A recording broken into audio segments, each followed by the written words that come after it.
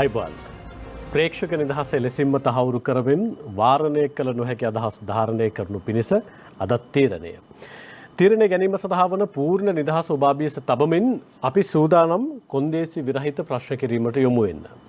මේ දිනවල වැඩිපුරම සාකච්ඡාවට ලක් වෙන්නේ අප්‍රේල් 21 ප්‍රහාරය පිළිබඳව සොයන්න පත් කළ ජනාධිපති කමිෂන් සභාවේ අවසන් වාර්තාව පිළිබඳව.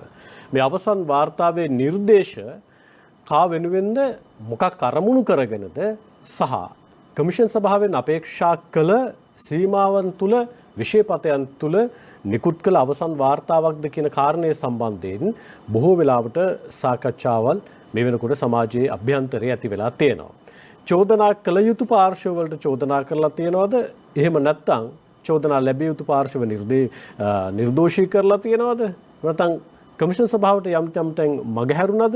එහෙම නැත්නම් සීමාවන් ඉක්මවලා කමිෂන් සභාව ක්‍රියාත්මක වුණාද? මේ කියන කාරණා සම්බන්ධයෙන් මේ අවසන් වාර්තාව ජනතාව අතරට පත් වුණාට පස්සේ විශේෂයෙන් පාර්ලිමේන්තු ගත කරාට පස්සේ මේක ජනතාව අතරට පත් වුණා. ජනතාව මේ පිළිබඳව යලි සාකච්ඡාවක් ඇති කරන්න පටන් ගත්තා. ඒ තුල අරම පෙර සඳහන් කළ ප්‍රශ්න වුන් තුලත් තියෙනවා, සමාජය තුලත් තියෙනවා. ජනාධිපති කමිෂන් සභාවේ අවසන් වාර්තාවේ වැඩිපුරම චෝදනා එල්ල වෙලා තියෙන සහ ස්ථාන කිහිපයක නම සඳහන් වන සමහර වෙලාවට ඔබවත් අපේක්ෂා නොකළ පාර්ශවයකට මේකේ දැඩි චෝදනා එල්ල වෙලා තියෙන. ඒ පාර්ශවය නියෝජනය කරමින් සහ මේ වැඩි ස්ථාන ගණනාවක නම සඳහන් වන බුදුබල සේනා සංවිධානයේ මහලේකම් පූජ්‍යපාද ගරුගඩත්ති ඥානසාර ස්වාමීන් වහන්සේට අපි අද ආරාධනා කළා තීරණේ වැඩසටහනට. අවසර අපේ හැමදෙරේ පාදාභිවන්දනයේ වහන්සේගේ අවසර පතනවා. අපේ හැමදෙරේ මේ අවසන් වාර්තාවට එන්න කලින් මම කැමති ඔබ වහන්සේගෙන් ඔබ වහන්සේ පැවිදි වත පුරන්න පටන් ගත්ත තැන ඉඳන් සාකච්ඡාව ඉස්සරහට අරගෙන යන්න. ඔබ වහන්සේ කොයි කාලෙද ගිහිවත අතහැරලා පැවිදි වතට ප්‍රවිෂ්ඨ වෙන්නේ අපේ හැමදෙරේ? 1989 නොවැම්බර් මාසේ 3 වෙනිදා සියම් මහානිකායේ වනවාස සංඝ මූලස්ථානයේ තමයි ප්‍රවෘජාවට පත් වෙන්නේ. ඊට පස්සේ ඔබ වහන්සේ වැඩ වාසය කරන්න කොළඹ කේන්ද්‍ර කරගනිමින්. ඒ වනවාසී සංඝ මූලස්ථානයෙන් పూర్ව අධ්‍යාපන කටයුතු સમાપ્ત කළා. වැඩිදුර ප්‍රාචීන අධ්‍යාපනය සඳහා කොළඹ විද්‍යෝදය ගුරුකුලයේ කොටගෙන වැඩිදුර අධ්‍යාපන කටයුතු නිමා කිරීමෙන් පණ්ඩිත උපාධිය ලැබලා ගුරුවරයෙක් හැටියට පරිවෙනාධිපතිවරයෙක් හැටියට 2003 අගභාගය වෙනකන් කටයුතු කරලා තියෙනවා. එතකොට ඔබ වහන්සේ දැනට වැඩ වාසය කරන්න අපේ අම්මා? දැනට වැඩ වාසය කරන්නේ කොළඹ රාජගිරියේ. අපේ අම්මා එතකොට ඔබ වහන්සේ දැන් ගිහිවතින් අයින් වෙලා පැවිදි වතට ප්‍රවිෂ්ඨ වුණාට පස්සේ ශාසනික කාර්යයන් සිදු කරනවා වගේම ඔබ වහන්සේ ජාතික කාර්යයන් වෙනුවෙන් සංවිධාන ගණනාවක සමාජිකත්වය අරගෙන කටයුතු කරනවා. අත් වශයෙන්ම අපි වෙන්න ඕනේ ඊටාම ආතතියට පත්තුණු ජන කොට්ටාසයක් නියෝජනය කරන්න නැත්නම් ඒ ජන කොට්ටාසයට ආගමික වශයෙන් ආධ්‍යාත්මික නායකත්වය සපයන්න වගකීම් පැවරුණු කොට්ටාසය. මොකද හේතුව අපි කියන්නේ තීව්‍ර ළමාවියට පත් වෙන අවුරුදු 10 11 12 13 වගේ වෙනකොට මම අහන්නේ අවුරුදු 13න් ඒ කාලේ වෙනකොට අපේ ගම්පලාත්වල ඇත්තටම මිනි කඳු ටයර් සායවල් ඉස්කෝලේ ගිහිල්ලා එනකොට සමහරවිට මිනිහක් දෙකක් පුච්චනවා දකින්නවා. ඒ තාමත් ඒක දැනෙනවා මනසට. ඉතින් ඒ වගේ අමිහිරි යුගයක් පහු කරගෙන ඇවිල්ලා කොළඹට ආවට පස්සේ කොළඹ බොම පුපුරන හැටි හැම දවසකම ඒ කියන්නේ දවසක් ගානේ අපි සුදු කොඩියක් එස්සන් නොවුණු ගමක් නැති ගානටපත් උනානේ. ඒ LTTE මලේජ ත්‍රස්තවාදය නිසා අපි ඇත්ත වශයෙන්ම 1998 ඉඳලා ජාතික කටයුතු වලට අපේ දායකත්වය දෙන්න අවස්ථාව ලැබුණා. අපිට දායකත්වය දෙන්න අවස්ථාව ලැබුණා. ඉතින් එදා ඉඳලා ත්‍රස්ත විරෝධී ජාතික ව්‍යාපාරය ඇතුළු කොට ජාතික සංවිධාන ගණනාවක අත්දැකීම් ලැබලා ඒවට දරදිය ඇදලා උදව් කළා අත්දැකීම් සම්භාරයක් ලබාගෙන අවසානයේ 2012 අවුරුද්දේ ඒ සංවිධානවල වලින් ලබාගත් පන්නරය උපයෝගී කොටගෙන භික්ෂු භික්ෂුණී උපාසක උපාසිකා කියන සිව්වණක් පිරිසම නියෝජනය වන විදියට බොදුබල සේනා සංවිධානය පිහිටුවන. ඒ සංවිධානය දක්වා ආපු ගමන අපේ හාමුදුරනේ දැන් සමහර වෙලාවට ගිහිවත අතෑරලා පැවිදිවතට ප්‍රවිෂ්ඨ වෙන්නේ එකක් සසර කෙලවර කෙටි කරගන්න, නිවන අරමුණු කරගන්න. දැන් සමහර වෙලාවට ඥානසාර හාමුදුරුවෝ එහෙම නෙවෙයි කියලා කෙනෙක් කියන්න පුළුවන්. වහන්සේට තියෙන නිවන සාක්ෂාත් කරගැනීමේ අරමුණ නෙවෙයිද? එහෙම නැත්නම් ඒකත් තියෙනවා, ඒකත් එක්කම යන වෙන ගමනක් තියෙනවද? අපි කවුරුත් ප්‍රවෘජාවටපත් වෙන්නේ සබ්බ දුක්ඛ නිස්සරණ නිබ්බාන සච්චිකරණත්තාය.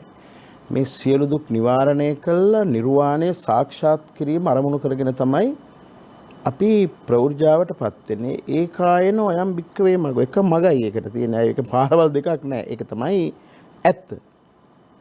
හැබැයි අපි බලන්න ඕන මේ රටේ භික්ෂු වංශයට පැවරිච්ච ඓතිහාසික යුග කාර්ය මොකක්ද කියලා.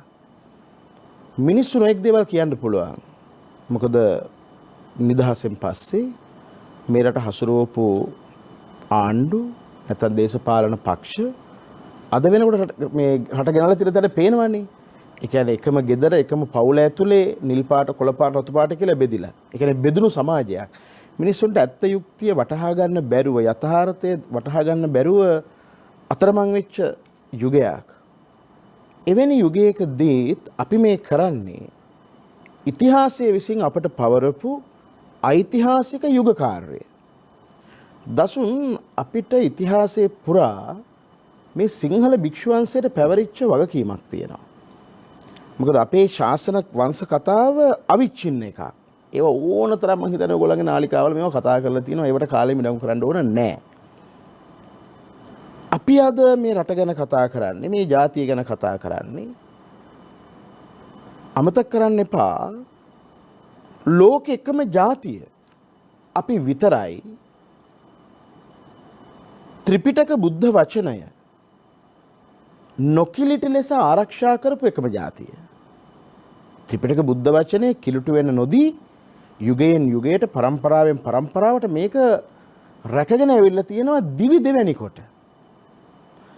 අපේ අතීත මුතුන් මිත්තෝ තමන්ගේ අතට පත්තුණු නිවන අතහැරලා අද වගේ මෙදත් බණ කිව්වනේ දසුන්.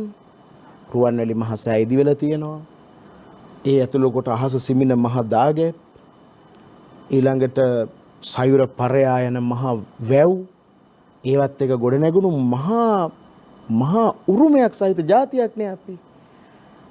අපි සමහර ජනප්‍රවාද නෙවෙයි සමහර ලිඛිත කරුණු කියවනකොට කියනවානේ මේ මහ රහතුන්ගෙන් ගැවසී ගිය 12000ක් 10000ක් ඊට වඩා වැඩි ගණන් හාමුදුරුවෝ වැඩ හිටපු අදත් බලන්නකෝ අම්පාරේ රජගල තැනට ගිහිල්ලා පියංගලට ගිහිල්ලා සමංගලට ගිහිල්ලා පුලුකුණාවට ගිහිල්ලා ඒවායේ තියෙන ආරාම සංකීර්ණ අනුරාධපුරයට ගිහිල්ලා ඒ කියන්නේ එහෙම මහා පුදුම මේ භික්ෂු සමූහයක් වැඩ හිටපු රටක් එදත් බණ කියන්න ඇතිනේ. එහෙනම් ඉතින් මේ බණ කියලා ඔක්කොම නිවන් දැකලා නැහනේ. ඒ යුගයේදීත් අද වගේම ප්‍රශ්න, තරජන, ගර්ජන නොඑක් විදි ආක්‍රමණ මේ බොහෝ දේවල් වලට මුහුණ දුණු ජාතියක් අපි. ඔබ වහන්සේ ප්‍රවෘජ්ජා වෘත්තියට ප්‍රවිෂ්ඨ වුණාට පස්සේ නිවන කියන කාර්යයත් ඓතිහාසික ඔබ වහන්සේට පැවිරිච්ච කාර්යයත් ඉටු කරනවා කියන කාරණය සම්බන්ධයෙන් ඔබ වහන්සේගේ පැහැදිලි කිරීම හරි.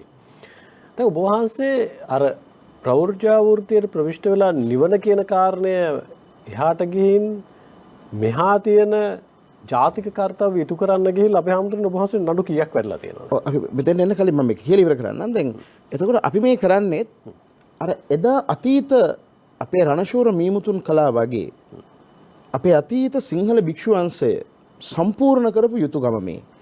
Tamanගේ අතට පත්වෙච්ච නිවන අතහරින වෙලාවක් එනවා. අපි මේ කරන්නේ Tamanගේ අතට පත්වෙච්ච නිවන අතහැරලා හෙට දවසේ එළිය දකින්න ඉන්න දරුවන්ට උපනුපන් දරු පැටවුන්ට මේ නිවන අවබෝධ කරගන්න පුළුවන් විදිහට මේ පොළව මේ පරිසරය මේ උරුමයන් ආරක්ෂා කර ගැනීමේ වැඩපිළිවෙල. අපි හැමෝටම මට මොහොතකට අවසර දෙන්න අපි ඉක්මනට වෙලා බලමු. අපි හැමෝටම මේ යුග කාර්ය කරන්න කියලා මම අර ඉස්සෙල්ලා අහපු ප්‍රශ්නකට ආයෙ නෝ බොහන්සේට නඩු කීයක් වෙලා තියෙනවා? සංඛ්‍යාත්මකව මේ මොහොත වෙද්දී නම් මම හිතන නඩු 18ක් විතර ඉතුරු වෙලා තියෙනවා. ඉස්සෙල්ලාම නඩුව බොහන්සේට වැටෙන්නේ. මට එහෙම කියන්න මතක නැහැ මොකද ඒ තරම් නඩු කන්දරාවක්. මොකද හේතුව මුල්ම අවස්ථාවවලදී අද නෙමෙයි ඉස්ලාම් ප්‍රශ්නයක් ගැන කතා කරන්නේ. අපි 1998 ඉඳලා 2008 විතර 2007 විතර වෙනකම්ම අද ඔය රටේ කතා කරන ඉවැන්ජලිකල් ක්‍රිස්තියානි මූලධර්මවාදී ව්‍යාපාරයත් එක්ක තමයි අපි ඇත්ත වශයෙන්ම මේ ගැටුනේ. මොකද මිනිස්සුන්ගේ සිතීමේ නිදහසට බාධා කළා නව යටත් විජිත කරන වැඩපිළිවෙලක් විදිහට ක්‍රියාත්මක වන ක්‍රිස්තියානි මූලධර්මවාදී සංවිධානය එක්ක ගැටලා මං හිතන්නේ මට නඩු විශාල ප්‍රමාණයක් වැටුණා. හැබැයි හැම නඩුවකම අපි ජයග්‍රහණය කෙරුවා. ඉතින් ඒවා සාධාරණයි. ඉතින් ඒවා බලාපොරොත්තු වෙන්න ඕනනේ වැඩ කරනකොට. අපේ හැමෝටම මම මේ අවසන් වාර්තාව වෙන්න කලින් ඔබ වහන්සේට ඉස්සෙල්ලාම නඩු වැටිච්ච තැනට එනවා. ඔබ වහන්සේලා ඉස්සෙල්ලාම ওই චෝදනාලාභියෙක් වෙන්න ඔබ වහන්සේ සහ ඔබ වහන්සේට නඩු වැටෙන්නේ ක්‍රිස්තියානි ඉවැන්ජලික ව්‍යාපාරය පිළිබඳව ටිකක් ගැඹුරින් කතා කරපු හින්දා. අපේ හැමෝටම එදයි අදයි බලපුවාම ඔබ වහන්සේලා කතා කරපුවා හරියද ඒ සම්බන්ධයෙන්? මං හිතන්නේ මගේ ළඟ තියෙනවා මේ කමිෂන් වාර්තා දෙකක්. මේක පෙන්වන්නේ අන් කිසිවක් නිසා නෙවෙයි මේක රටේ මිනිස්සු දැනගත යුතු නිසා. මේ තියෙන්නේ බුද්ධ ශාසන ජනාධිපති කමිෂන් වාර්තාව 2002 ජූනි මාසේ 28 වෙනි සිකුරාදා නිකුත් කරපු. එදා චන්ද්‍රිකා බණ්ඩාරනායක මැතිණියගේ කාලේ කේ බාලපට බැඳිගේ අත්සනින් නිකුත් කරපු බුද්ධ ශාසන කමිෂන් වාර්තාව මේ විශාල පොතක්. මේ පොත පුරාවටම තියෙන්නේ මේ රට ඇතුලේ සිංහලයන්ට බෞද්ධයන්ට සිද්ධ වන සංස්කෘතික ආක්‍රමණය ඇතුළු කොට මේ මිනිස්සුන්ට සිද්ධ වෙන අසාධාරණකම් පිළිබඳ. හැබැයි මේ කිසිම වාර්තාවකින් මේ කමිෂන් වාර්තාවකින් සාධාරණයක් තවමත් මේ සිංහලයන්ට බෞද්ධයන්ට මේ රටේ ඉෂ්ට වුණාද කියන ප්‍රශ්න. මේකේ තියෙනවා ක්‍රිස්තියානි සාධකයේ සහ මුස්ලිම් සාධකයේ කියන වෙනම කතාවක්. මේකට උත්තරයක් නොවුණු තැන 2009 අවුරුද්දේ ශ්‍රී ලංකාවේ බෞද්ධයන් සදාචාර විරෝධී හා කූට උපක්‍රමගේ අන්‍යාගම වලට හරවා ගැනීම පිළිබඳ පරීක්ෂා කළ බලා වාර්තා කිරීම සඳහා පත් කරනු ලැබූ කොමිෂන් සභා වාර්තාව. මේකට අනුග්‍රහය දක්වන සමස්ත ලංකා බෞද්ධ මහා සම්මේලනයේ ඒගොල්ලෝ විශාල පරීක්ෂණයක්, ඒ කියන්නේ මම හිතන්නේ රටේ ස්ථාන 2000ක විතර සාක්ෂි කැඳවල මිනිස්සුන්ට ඇත්තටම මහ පොළවේ මේ වගේ දේවල් වලට මුහුණ දෙන්න වෙනවද කියලා බලලා ඒ සාක්ෂි සටහන් සහිතව මේ ක්‍රිස්තියානි මූලධර්මවාදීන්ගෙන් සහ ඉස්ලාමීය උන්මත්තක අන්තවාදීන්ගෙන් වන සංහාර ගැන මේ සියල්ල සටහන් තබලා තියෙනවා. හැබැයි මේව ගැන කිසිම කතාවක් නැහැ. මම දන්නේ පාර්ලිමේන්තුවේ 225න් කී දෙනෙක් මේ කමිෂන් වාර්තාව දැකලා තියෙනවද, කියවලා තියෙනවද, මේ පොළොවේ මෙහෙම දෙයක් වෙනවද කියලා මේ අවබෝධයක් තියෙනවද කියලා මම දන්නේ නැහැ. එතකොට අපි මේ ක්‍රිස්තියානි මූලධර්මවාදී සංවිධාන වැඩපිළිවෙල විසින් ගෙන යන බෞද්ධ විතරක් නෙමෙයි අහිංසක දමිළ හින්දුන්ට වන ඒ සංස්කෘතික සංහාරය නවත්තන්න කියලා මේ මතවාදී, මොකද අපිට කරන්න පුළුවන් මතවාදීව අවිහිංසාවාදී අරගලයක් පමණයි. අපිට ගිහිල්ලා අවි අරගෙන කෑක් ගහලා ගල් පෙරලලා වීදුරු වලට ගල් ගහලා එවැනි ප්‍රතිපත්තියක අපි නැහැ. එම බලගැන්වීම කරනකොට සංවිධානය තිබුණ 103යි එදා. අද ඒ ප්‍රමාණය 455ක් දක්වා. මේක මම හිතන්නේ වැදගත්. මොකද මේ දවස්වල දැන් අපේ වික්ටර් රත්නායක මහත්තයා ගැන කතා කරනවා. නෙළුව අධිකාරී ගැන කතා කරනවා. මම දැක්කා එතුමිය කියලා තිබුණා මම මගේ කලා ජීවිතය අතහැරලා මින් පස්සේ සුභාරංචිය ගෙන යන දේව දාසියක්සේ වැඩ කරනවා කියලා. අද මේ රටේ ක්‍රිකට් ක්‍රීඩකයෝ, ව්‍යාපාරිකයෝ, ඒ වගේම නීති ශාස්ත්‍රයේ හසුරුවන අය, නඩුකාරවරු, දේශපාලනඥයෝ, ඒගොල්ලන්ගේ දරුවෝ විශාල ප්‍රමාණයක් මේ බෝනගෙන් ක්‍රිස්තියානියට ගොදුරු වෙලා ඉවරයි. අපේ ආන්දරේ ආණ්ඩුක්‍රම අවස්ථාවෙන් Tamanට අදහන්නට නිදහස දීලා තියෙන තැනකදී අය ඔබ වහන්සේ ඒවට වාරණය දාන්නේ නැහැ. මිනිස්සුන්ට ඕනනම් ගිහලා කලවැද්දෙක් අදහ ගන්න පුළුවන්. ඕනනම් ගිහලා නිගණ්ඨයක් අදහ ගන්න පුළුවන්. අපිට ඒක ප්‍රශ්නයක් නැහැ. ප්‍රශ්නේ තියෙන්නේ ඒක නෙමෙයි. සදාචාර විරෝධී සහ නීති විරෝධී විදිහට මිනිස්සුන්ගේ සිතීමේ නිදහසට බාධා කරන්න කිසිම අයිතියක් නැහැ. දැන් ලෝකේ කොහෙවත් කම්ප්ලේන් එකක් තියනවද මේ රටේ හාමුදුරුවෝ දැන් කොච්චර අපි ඇමරිකාවේ පන්සල් තියෙනවා. යුරෝපේ පන්සල් තියෙනවා. දැන් අප්‍රිකාවෙත් පන්සල් තියෙනවා. බටහිර යුරෝපේ ස්කැනඩියන් රටවල් හැම රටකම පන්සල් තියෙනවා. කොහොමද අපිට කම්ප්ලේන් එකක් චෝදනාවක් නැහැ. ඇයි අපි ගයක් ගාන ගිහලා ආරසුභාරංචි සේවා හෝ එන්න අපි ළඟට අපි නඩු ප්‍රශ්න විසඳනවා. අපි යක්ෂ ප්‍රශ්න විසඳනවා. ඔයගොල්ලන්ගේ ආර්ථිකය හදලා දෙනවා. වෙන දේවල් කරනවා කියලා අපි ගිහිල්ලා මේ බුදුබණ ප්‍රචාරය කරන්නේ නැහැ. එහි පස්සුක ඇවිත් බලන්න එච්චරයි. හැබැයි මේක වෙන වැඩපිළිවෙලක්. ඔබ දන්නවද මේ වර්තමාන ආණ්ඩුවේ ඇතැම් ලේකම්වරු බෝනගෙන ක්‍රිස්තියානි වෙලා ඉන්නවා. කොහෙන්ද යුක්තියක් බලාපොරොත්තු වෙන්නේ 69 ලක්ෂ ඡන්දි දුන්නාට. ඔබ වහන්සේට එහෙම කියන තියෙන සාධක මොනවද? සාධක කියන්නම් ඕන වෙලාවට. සදාචාරාත්මක නැහැ ප්‍රසිද්ධ මාධ්‍යක නම් ගම් කියන එක ඒවා කියන බයත් නැහැ කට කෑවත්. හැබැයි ඇත්ත ඒක. ඉතින් මහා දරුණු තැනක අමාරු ඉතාම අවාසනාවන්ත තැනක මේක තියෙන්නේ.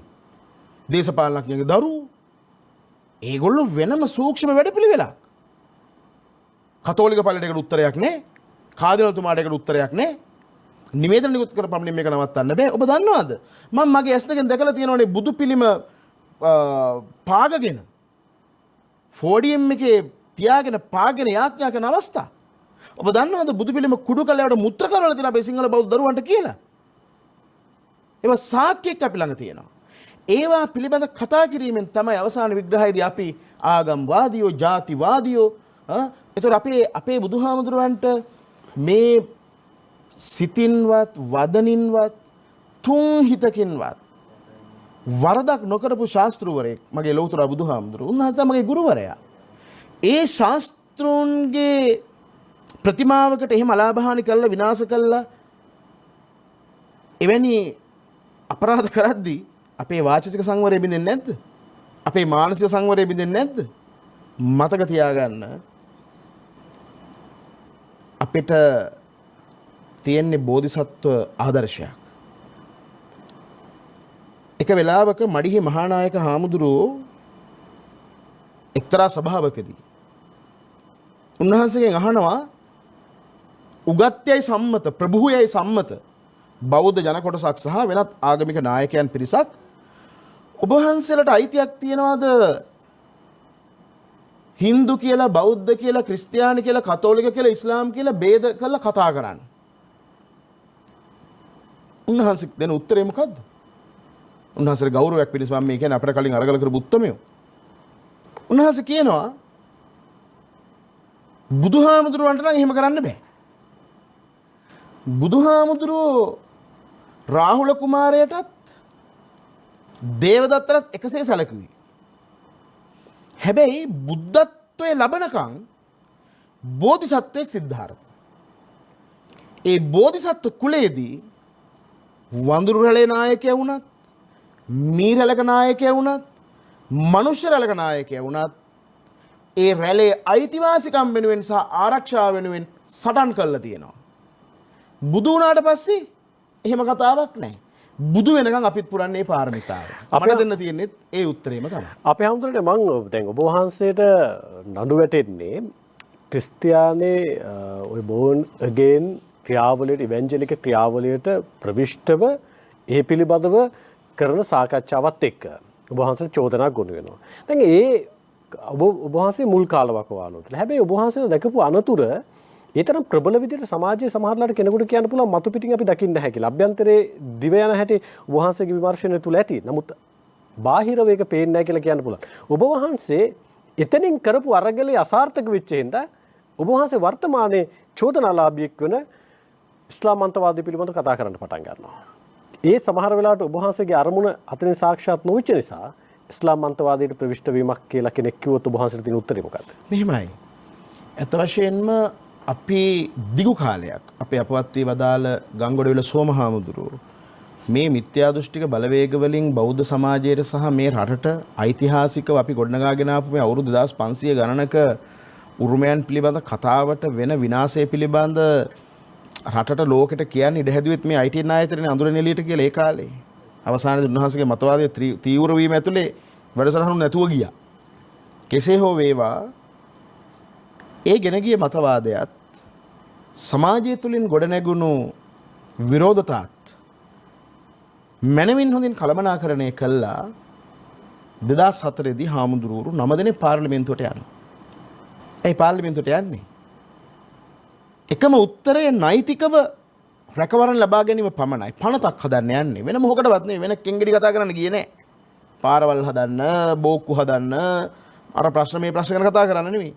හැබැයි මතක තියාගන්න මේ බෞද්ධ කතන්දරය ඇතුලේ අපි ඔලුගෙඩි ගණනින් බෞද්ධ වුණාට භික්ෂුන් වහන්සේලාට දැන් මේ සුදු රෙද්දක් දාලා තියෙනවා වගේ දැක්කහම නැගිටිනවා. සුදු රෙද්දක් දානවා.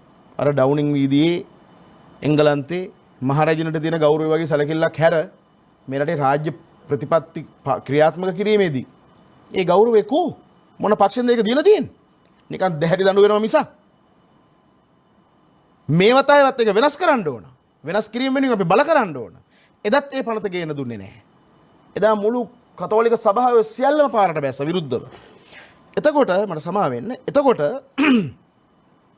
කඳවුරු දෙකක් තියෙනවා දසුන්. මේ ගැන කියවීමක් තියෙනවා. නිකන් මතු පිටින් දැකලා බලලා වැඩක් නැහැ. මේවා අධ්‍යයනය කරන්න ඕන, කියවන්න ඕන. ගෝලීය වැති වෙලා තියෙන මේ තර්ජනය තේරුම් ගන්න ඕන. මොකද අපි ලංකාවේ ලොකු ජාතිය වුණාට ගෝලීය වශයෙන් ගත්තාම ගෝලීය සුළුතරය. එතකොට මේ දූපතේ අපි ගැන අපිට ආදරණීය වෙලා අපි රැකුණ නැති වුණොත් මේ භාෂාව කතා කරන කාටවත් මේ භාෂාව කතා කරන කවුරුත් ලෝකේ වෙන නැහැ අපට. අපේ නෑදෑයෝ නැහැ ලෝකේ. ඒ නිසායි අපි මේ අරගලේ කරන්නේ මතවාදීව. කඳවුරු දෙකක් දෙපැත්තෙන් ගොඩනැගිලා තියෙනවා. එක පැත්තකින් ක්‍රිස්තියානි මූලධර්මවාදී කඳවුරු 455ක් මේ බුදුන්ට අයිති බුද්ධ භෝග තියෙන මේ භූමියේ වැඩ කරනවා. ඇයි? මිත්‍යා දෘෂ්ටිය ප්‍රචාරය කරමින් මේ බෞද්ධයෝ සංස්කෘතික මේ වශයෙන් සංහාරය කිරීම සඳහා. දෙක. අනෙක් පැත්තෙන් ඉස්ලාමී උන්මත්තක අන්තවාදයේ ගොඩනැගිලා තියෙනවා. අපි 2009 නන්දිකඩාල් කලපුවේදී ප්‍රභාකරන් යුද්ධමය වශයෙන් පරාජය කළා. LTTA සන්නද්ධ මේ ක්‍රියාකාරකම් නතර කරනකම් අපි අවධානය යොමු කරගෙන හිටියේ LTTත් මේ ක්‍රිස්තියානි මූලධර්මවාදී වැඩපිළිවෙලත් එක්ක. ඔබට මතක නම් මට මතකයි ඒ කාලේ මේ නාලිකාවලට මැවිලා කතා කරපු සංවාද අපි අහන් හිටියා. ඔය ටී මහේශ්වරන්ල වගේ අය හින්දු සමාජයෙන් ඇවිල්ලා ඉන්දියාවේ අනපනත් පවා පෙන්눔 කළා. පනතක අවශ්‍යතාවය ගැන කතා කළා. හින්දු දේශපාලන නායකයෝ අවාසනාවට අද TN එකේ එහෙම නායකයෝ නැහැ.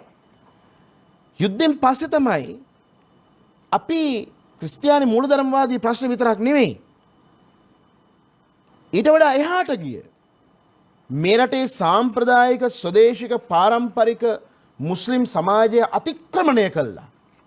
ගොඩනැගෙන මහා උන්මත්තක අන්තවාදී ඉස්ලාමීය කණ්ඩායම් වල වැඩපිළිවෙළ දකින්න පටන් ගත්තේ.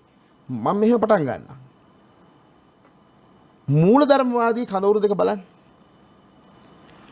ක්‍රිස්තියානි මූලධර්මවාදීන් ඒගොල්ලන්ගේ විශ්වාසයන්ට අනුව ලෙඩක් දුකක් හැදුනහම බෙහෙතක් හේතක් ගන්නෙ නැහැ.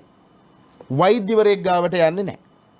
ඒගොල්ලෝ දෙවියන් පිළිබඳ විශ්වාස කරලා දෙවියන්ට යාඥා කරලා හාලෙලූයා කියලා කෑ ගහලා මං හිතන්නේ දැන් 30ක් 40කට වැඩිය මේ රටේ මරණයට පත් වෙලා තියෙනවා. බෙහෙත් නොගෙන මැරෙනවා උන් දෙයියෝ වෙනුවෙන්. ඉස්ලාමීය උන්මත්තක අන්තවාදීෝ තමන්ගේ දෙවියන් වෙනුවෙන් අනිත් ඒවුන් මරාගෙන මැරෙනවා. ඕක තමයි අන්තවාද දෙක.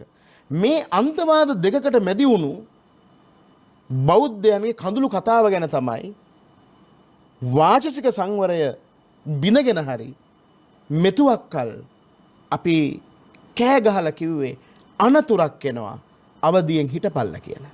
අපේ අමුතුනේ මං එතනින් මම වෙන පැත්තකට යනවා. දැන් ඔබ වහන්සේ ඉස්ලාම් අන්තවාදය පිළිබඳව ටිකක් ගැඹුරින් කතා කරනවා. සහරාන්ට චෝදනා එල්ලවනවා ඉස්ලාම් අන්තවාදයක් නිර්මාණය කිරීම පිළිබඳව. හැබැයි වෙන තැනකදී සාකච්ඡාවක් සිද්ධ වෙනවා මේ රට ඇතුළේ ඉස්ලාම් අන්තවාදයේ බෞද්ධ අන්තවාදයේ ගොඩනැගීම වෙනුවෙන් ඔබ වහන්සේට මේ චෝදනා එල්ල වෙලා තියෙන පරිදි රාජ්‍ය නොවන එක් සංවිධානයක් විදිහින් මේ අන්ත දෙකට මූල්‍ය ආධාර ලබා දෙනවා කියන එක. ඔබ වහන්සේට තියෙන උත්තරේ ආණ්ඩු එන්නේ පිටු තම්බන්න නෙවෙයිනේ. සෙල්ලම් ගෙවල් හදාන හරි කොම් පිට්ටු හදාන්න නෙවෙයිනේ. දැන් අපි මේ සංවිධානය ආරම්භ කළා ඉදිරියට ඇදීගෙන එන කාලවකවානුවේ අපිට නොඑක් චෝදනා ලැබුණා. ඒවට කාලේ මිඩම් කරලා වැඩක් නැහැ. මොකද මේකට ඕන තරම් අපි උත්තර දීලා තියෙනවා. දැන් 2012 මැයි මාසේ 7 වෙනිදා බුදුබල සේනා සංවිධානයේ පටන් අරගෙන මේ දක්වා කොයිම පරීක්ෂණයක්වත් කරලා තියෙනවද? අපිට ඩොලර් ඇවිල්ලා තියෙනවද? අපිට ඩිරාම් ඇවිල්ලා තියෙනවද? අපිට යුරෝ ඇවිල්ලා තියෙනවද? ආදී වශයෙන් මිනිස්සුන්ට චෝදනා කරන්න පුළුවන්. හැබැයි අපි එක දෙයක් දන්නවා හදවතට එකඟව අපි භික්ෂුන් වහන්සේලා අපි යථාවාදී තථාකාරය. අපි කියන දේ කරනවා, කරන දේ කියනවා. අපට කිසිම ආකාරයක හෙට දෙන ඕනම දඬුවමකට අපි යටත් වෙනවා. මොනම හෝ රජයකින්, පක්ෂයකින්, රාජ්‍ය නොවන සංවිධානයකින්, ජාත්‍යන්තර මොනවා හෝ බලවේගයකින් එක සතයක් වැඩි නේ සතයක් අපට ආධාරයක් ලැබිලා තියෙනවා කියනවා නම් අදවත් එක මෙතන සාකච්ඡා කරන්න වෙන්නේ නැහැ. දසුන්න මීට කලින් මුන් එල්ලලා අපි. අපේ අමතර ඔබ වහන්සේලාට ඔබ වහන්සේ සංවිධානයේ ජපානයත් එක්ක හෝ තායිලන්තයත් එක්ක තියෙන සම්බන්ධය මොකද්ද? ජපානය කියන්නේ බෞද්ධ රටක්. තායිලන්තය කියන්නේ බෞද්ධ රටක්. මියන්මාරය කියන්නේ බෞද්ධ රටක්. ඒ රටවල අපේ පන්සල් තියෙනවා. විශේෂයෙන් ජපානයේ සුකුබා නගරයේ අපේ පන්සලක් තියෙනවා අපේ සහෝදර ස්වාමීන් වහන්සේ නමක්ගේ. ඉතින් අපි මේ අවස්ථාවල ආගමික සටහන් වලට ඒවට යන වෙනවා එච්චරයි. ඉතින් එහාට කිසිම සංවිධානයක් මම දැක්ක මේකේ මේ සමහර අවස්ථාවල මේකේ සමහර රැලි වෙනකම් මේව වාර්තා ලියන්නේ නැතිනේ. අපේ ඔය මම දැක්ක අන්තර්ජාලය තුල සමහර ඉලන්දාරි ප්‍රශ්න කළා තිබුණා මේකේ උන් මේ සමාජික ගංජා ගාලා හිටියද දන්නේ නැහැ කියලා. ඒ කියන්නේ දැන් ඔය ජපානයේ මොන සංවිධානද මේ මොන කතාවද කියලා අපි දන්නේ නැහැ. සමහර දේවල් මේ වාර්තාවේ ඉතා හොඳ නිර්දේශ තියෙනවා. සමහර දේවල් මහා විකෘති. මේකේ සමහර දේවල් විකෘති. මේ වාර්තාව ගැන මේ කොමිසම ගැන හොයන්න තව කොමිසමක් දාන්න ඕන. මගේ මේ යෝජනාව නම්. අපේ අමතර ඔබ වහන්සේ කියන්නේ මේ වාර්තාව විකෘති කියලා. කොතනකදී හරි මේ වාර්තාවේ ඔබ වහන්සේ දුන්න සාක්ෂියක් විකෘති කරලා තියෙනවද? මේ වාර්තාවේ මේ තියෙන දසුන් මේ තියෙන්නේ කොච්චර තියෙනවද මෙතන? මේ දෙක එකට එකතු කරලා බලන්න. ඕනනම් පිටු 20ක් 30ක් අඩු ඇති. මේ ඔක්කොම මගේ සාක්ෂි. මම මේ සාක්ෂි දීලා ගහගත්තේ ඒ අවස්ථාවල එකතු කරගත්තු තොරතුරු ටික. මේ ඔක්කොම තියෙන්නේ මම දීපු සාක්ෂි. මේ සියල්ල තමයි මේ තැන් වල අන්තර්ග්‍රහණය කරලා තියෙන්නේ. මම මේක පොතක් ලියනවා. මේකයි මගේ එක දෙකම එකතු කරලා එක අකුරක් නෑර. මම දීපු සාක්ෂි අපරාධ මේ කොමිසමක් දැම්මේ. මට කිව්වනම් මම මේක නිර්දේශ ටික හදලා දෙනවා. තහනම් කළ යුතු සංවිධාන ටික හදලා දෙනවා. අරමුදල් ආපු හැටි කියලා දෙනවා. උලමා කියන්නේ කවුද කියලා දෙනවා. සියලු සංවිධානය හැලේ අපරාධය අවුරුද්දක් මේ කාලේ කා දැම්මේ. ඒ සල්ලි මට මේ නාස්ති නොකර මගෙන් ඇහුවනම් දැන් අවුරුදු ගාණක් කියනවනේ. මහින්ද රාජපක්ෂගේ ආණ්ඩුවට කිව්වා. රනිල් මෛත්‍රී ආණ්ඩුවට කිව්වා. මේ ආණ්ඩුව ඉතින් දැන් අලුත්නේ ඇවිල්ලා. මේක එන්න කලින් මම හිරෙත් දැම්මා. මේගොල්ලෝ කිව්වනම් මොකද්ද මේ අන්තවාදය කියන්නේ? මොකද්ද ජාතිවාදය කියන්නේ? මොනවද මේ වහබිසම් කියන්නේ? මොනවද සලෆිසම් කියන්නේ? මොකද්ද මේ සාම්ප්‍රදායික මුස්ලිම් සමාජය කියන්නේ? මොකද්ද මේ වෙමින් තියෙන්නේ? අනේ මේ කොමිෂන් වාර්තාවල මේ බයිලා කෙලින්න ඉඩක් තියන්නේ නැහැ එහෙනම්. අපේ අමතර දැන් ඔබ එහෙනම් මෙලහකටත් මේක ඉවරයි. දැන් ඔබ වහන්සේ දුන්න සාක්ෂි නම් ඔය ග්‍රන්ථයේ අවසන් වාර්තාවේ වැඩිපුර තියෙන්නේ. ඔබ වහන්සේ දුන්න සාක්ෂි මත පදනම් වෙලා කමිෂන් සභාව වාර්තාවේ තියෙන නිර්දේශ කොහොමද අපේ අමතර පිළිගන්නේ? මෙහෙමනේ වෙන්නේ. මෛත්‍රීපාල සිරිසේන ජනාධිපතිවරයා කොමිසමක් පත් කරනවා පාස්කු ඉරිදා ප්‍රහාරය සම්බන්ධයෙන් මුලමැද අග ගලපලා මේවාට උඩගෙඩි දුන් සහයෝගය දුන් දේශපාලන රැකවරණය දුන් රට ඇතුලේ සංවිධාන මොනවද ජාත්‍යන්තර සංවිධාන මොනවද කලාපීය වශයෙන් ඒව ගැන හොයන්නනේ ගැසට් පත්‍රයේ තියෙන්නේ. ගැසට් පත්‍රය කියවලා බලන්න මොනවද තියෙන්නේ කියලා. ඒකේ කොහෙවත් නැහැනේ බොදුබල සේනා සංවිධානය ඇතුළු සිංහල සංවිධානය ගැන හොයන්න කියලා. හැබැයි මේකේ ඔබ වහන්සේලා පිළිබඳව සඳහන් කරන හැම තැනකදීම කොමිෂම සඳහන් කරනවා ඔවුන්ට බොදුබල සේනා සංවිධානය පිළිබඳව හොයන්න තියෙන සීමාව යම් තැනකදී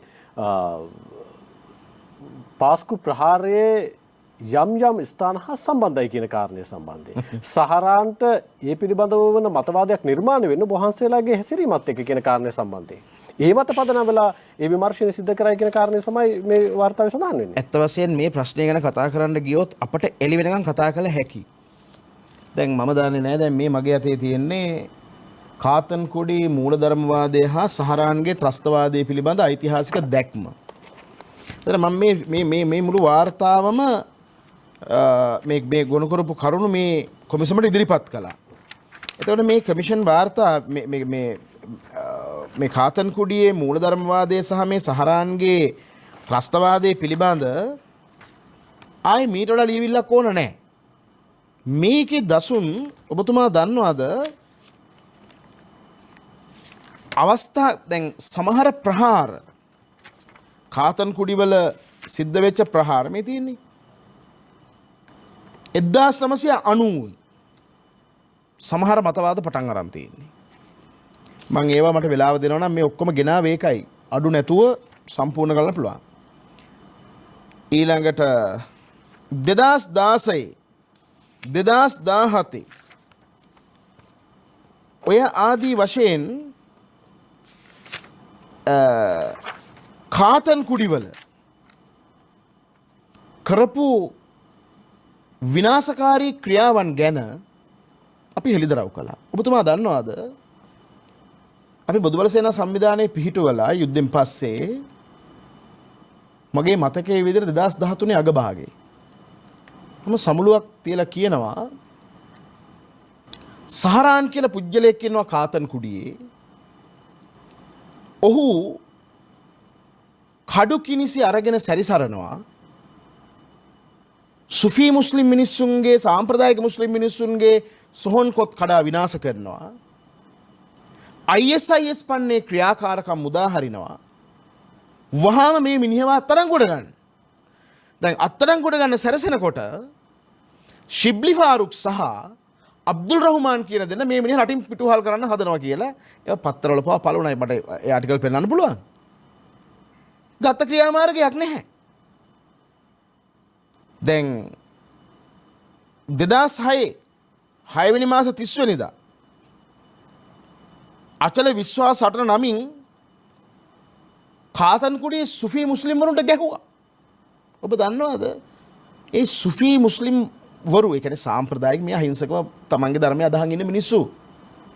ඒ මිනිස්සුන්ගේ ජිහාදයෙන් කියන්නේ මරාගෙන මැරෙන්න කියන එක නෙමෙයි. ඒ මිනිස්සුන්ගේ විශ්වාසයේ ජිහාදය කියලා කියන්නේ තමන් ඇතුළේන තමන් තුල ඇතිවන කෙලෙස් ස්ථාපනය කර ගැනීම. ඒවා විනාශ කර ගැනීම. බණක් භාවනාවක් කරන දන් දීගෙන පාඩුවේ ඉන්න කොට්ටාසයක්. එහෙම උපදිස් දීපු මෞලවිවරු මිය ගියාම නැවත ඒ මිනි ගොඩ අරගෙන පුච්චපු අපි කියලා තියෙනවා. ඒව අපේ රටේ බුද්ධියන්ස දන්නවා. වාර්තා කරලා තියෙනවා. පැමිණිලි කරලා තියෙනවා. අවාසනාවට අපේ දැන් ඔය කාටත් උපදෙස් දෙන උලමා සභාව පවා ඒ කාලේ නිකුත් කරපු ෆත්වා තියෙනවා අපි ළඟ. එන්න කියන්නේ ඒගොල්ලන්ට වාද කරන්න.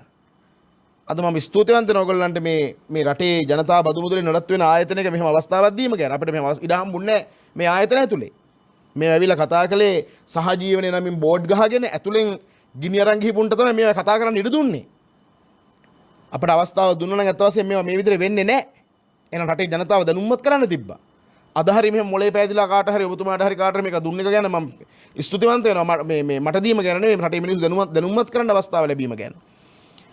ඉතින් කෙසේ හෝ වේවා මේ තියෙන්නේ 2016 අවුරුද්දේ කාතන්කුඩි ජමේතුල් උලමා ප්‍රචණ්ඩත්වර තුරුදුන් පත්‍රිකා බෙදා හැරපුව ආදී වශයෙන් ගත්තාම දසුන් මේ කාලය මදි මේ ඔක්කොම කියන්නේ මේ ඔක්කොම අපි ඔය කමිෂන් සභාවේ සමාජිකයන් ලබා දුන්නා. අපේ අමතන දැන් ඔබ වහන්සේ සඳහන් කරපු ප්‍රකාශ නැත්නම් ඔබ වහන්සේ කිව්වයි කියන කාරණා මේක විශ්ව සභාවේ ඉස්සරහ ඔබ වහන්සේ සාක්ෂි වශයෙන් සටහන් කරා.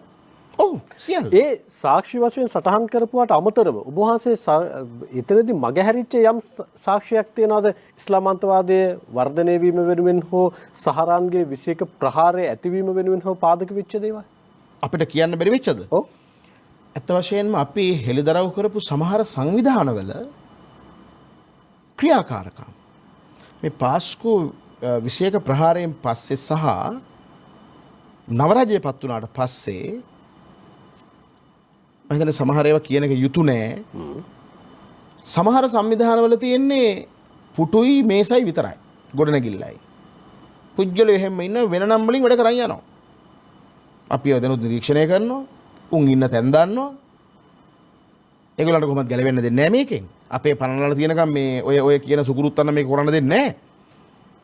අපි ඒ සියල්ල ගැන හොයමින් ඒගොල්ලන් ගැන නිරීක්ෂණය කරමින් කටයුතු කරගෙන යනවා. කෙසේ හෝ ඒගොල්ලන්ව මර්ධනය කරන තැනකට අපි අපේ වැඩ පිළිවෙල දියත් කරනවා. අපේ හැමදෙරෝනේ දැන් ඔබ වහන්සේලා ලබා දුන්නු සාක්ෂි නම් මේ අවසන් වාර්තාවේ තියෙන්නේ 80%කට වැඩිය. ඔබ වහන්සේ මේකේ තියෙන නිර්දේශ පිළිගන්නවද නැද්ද?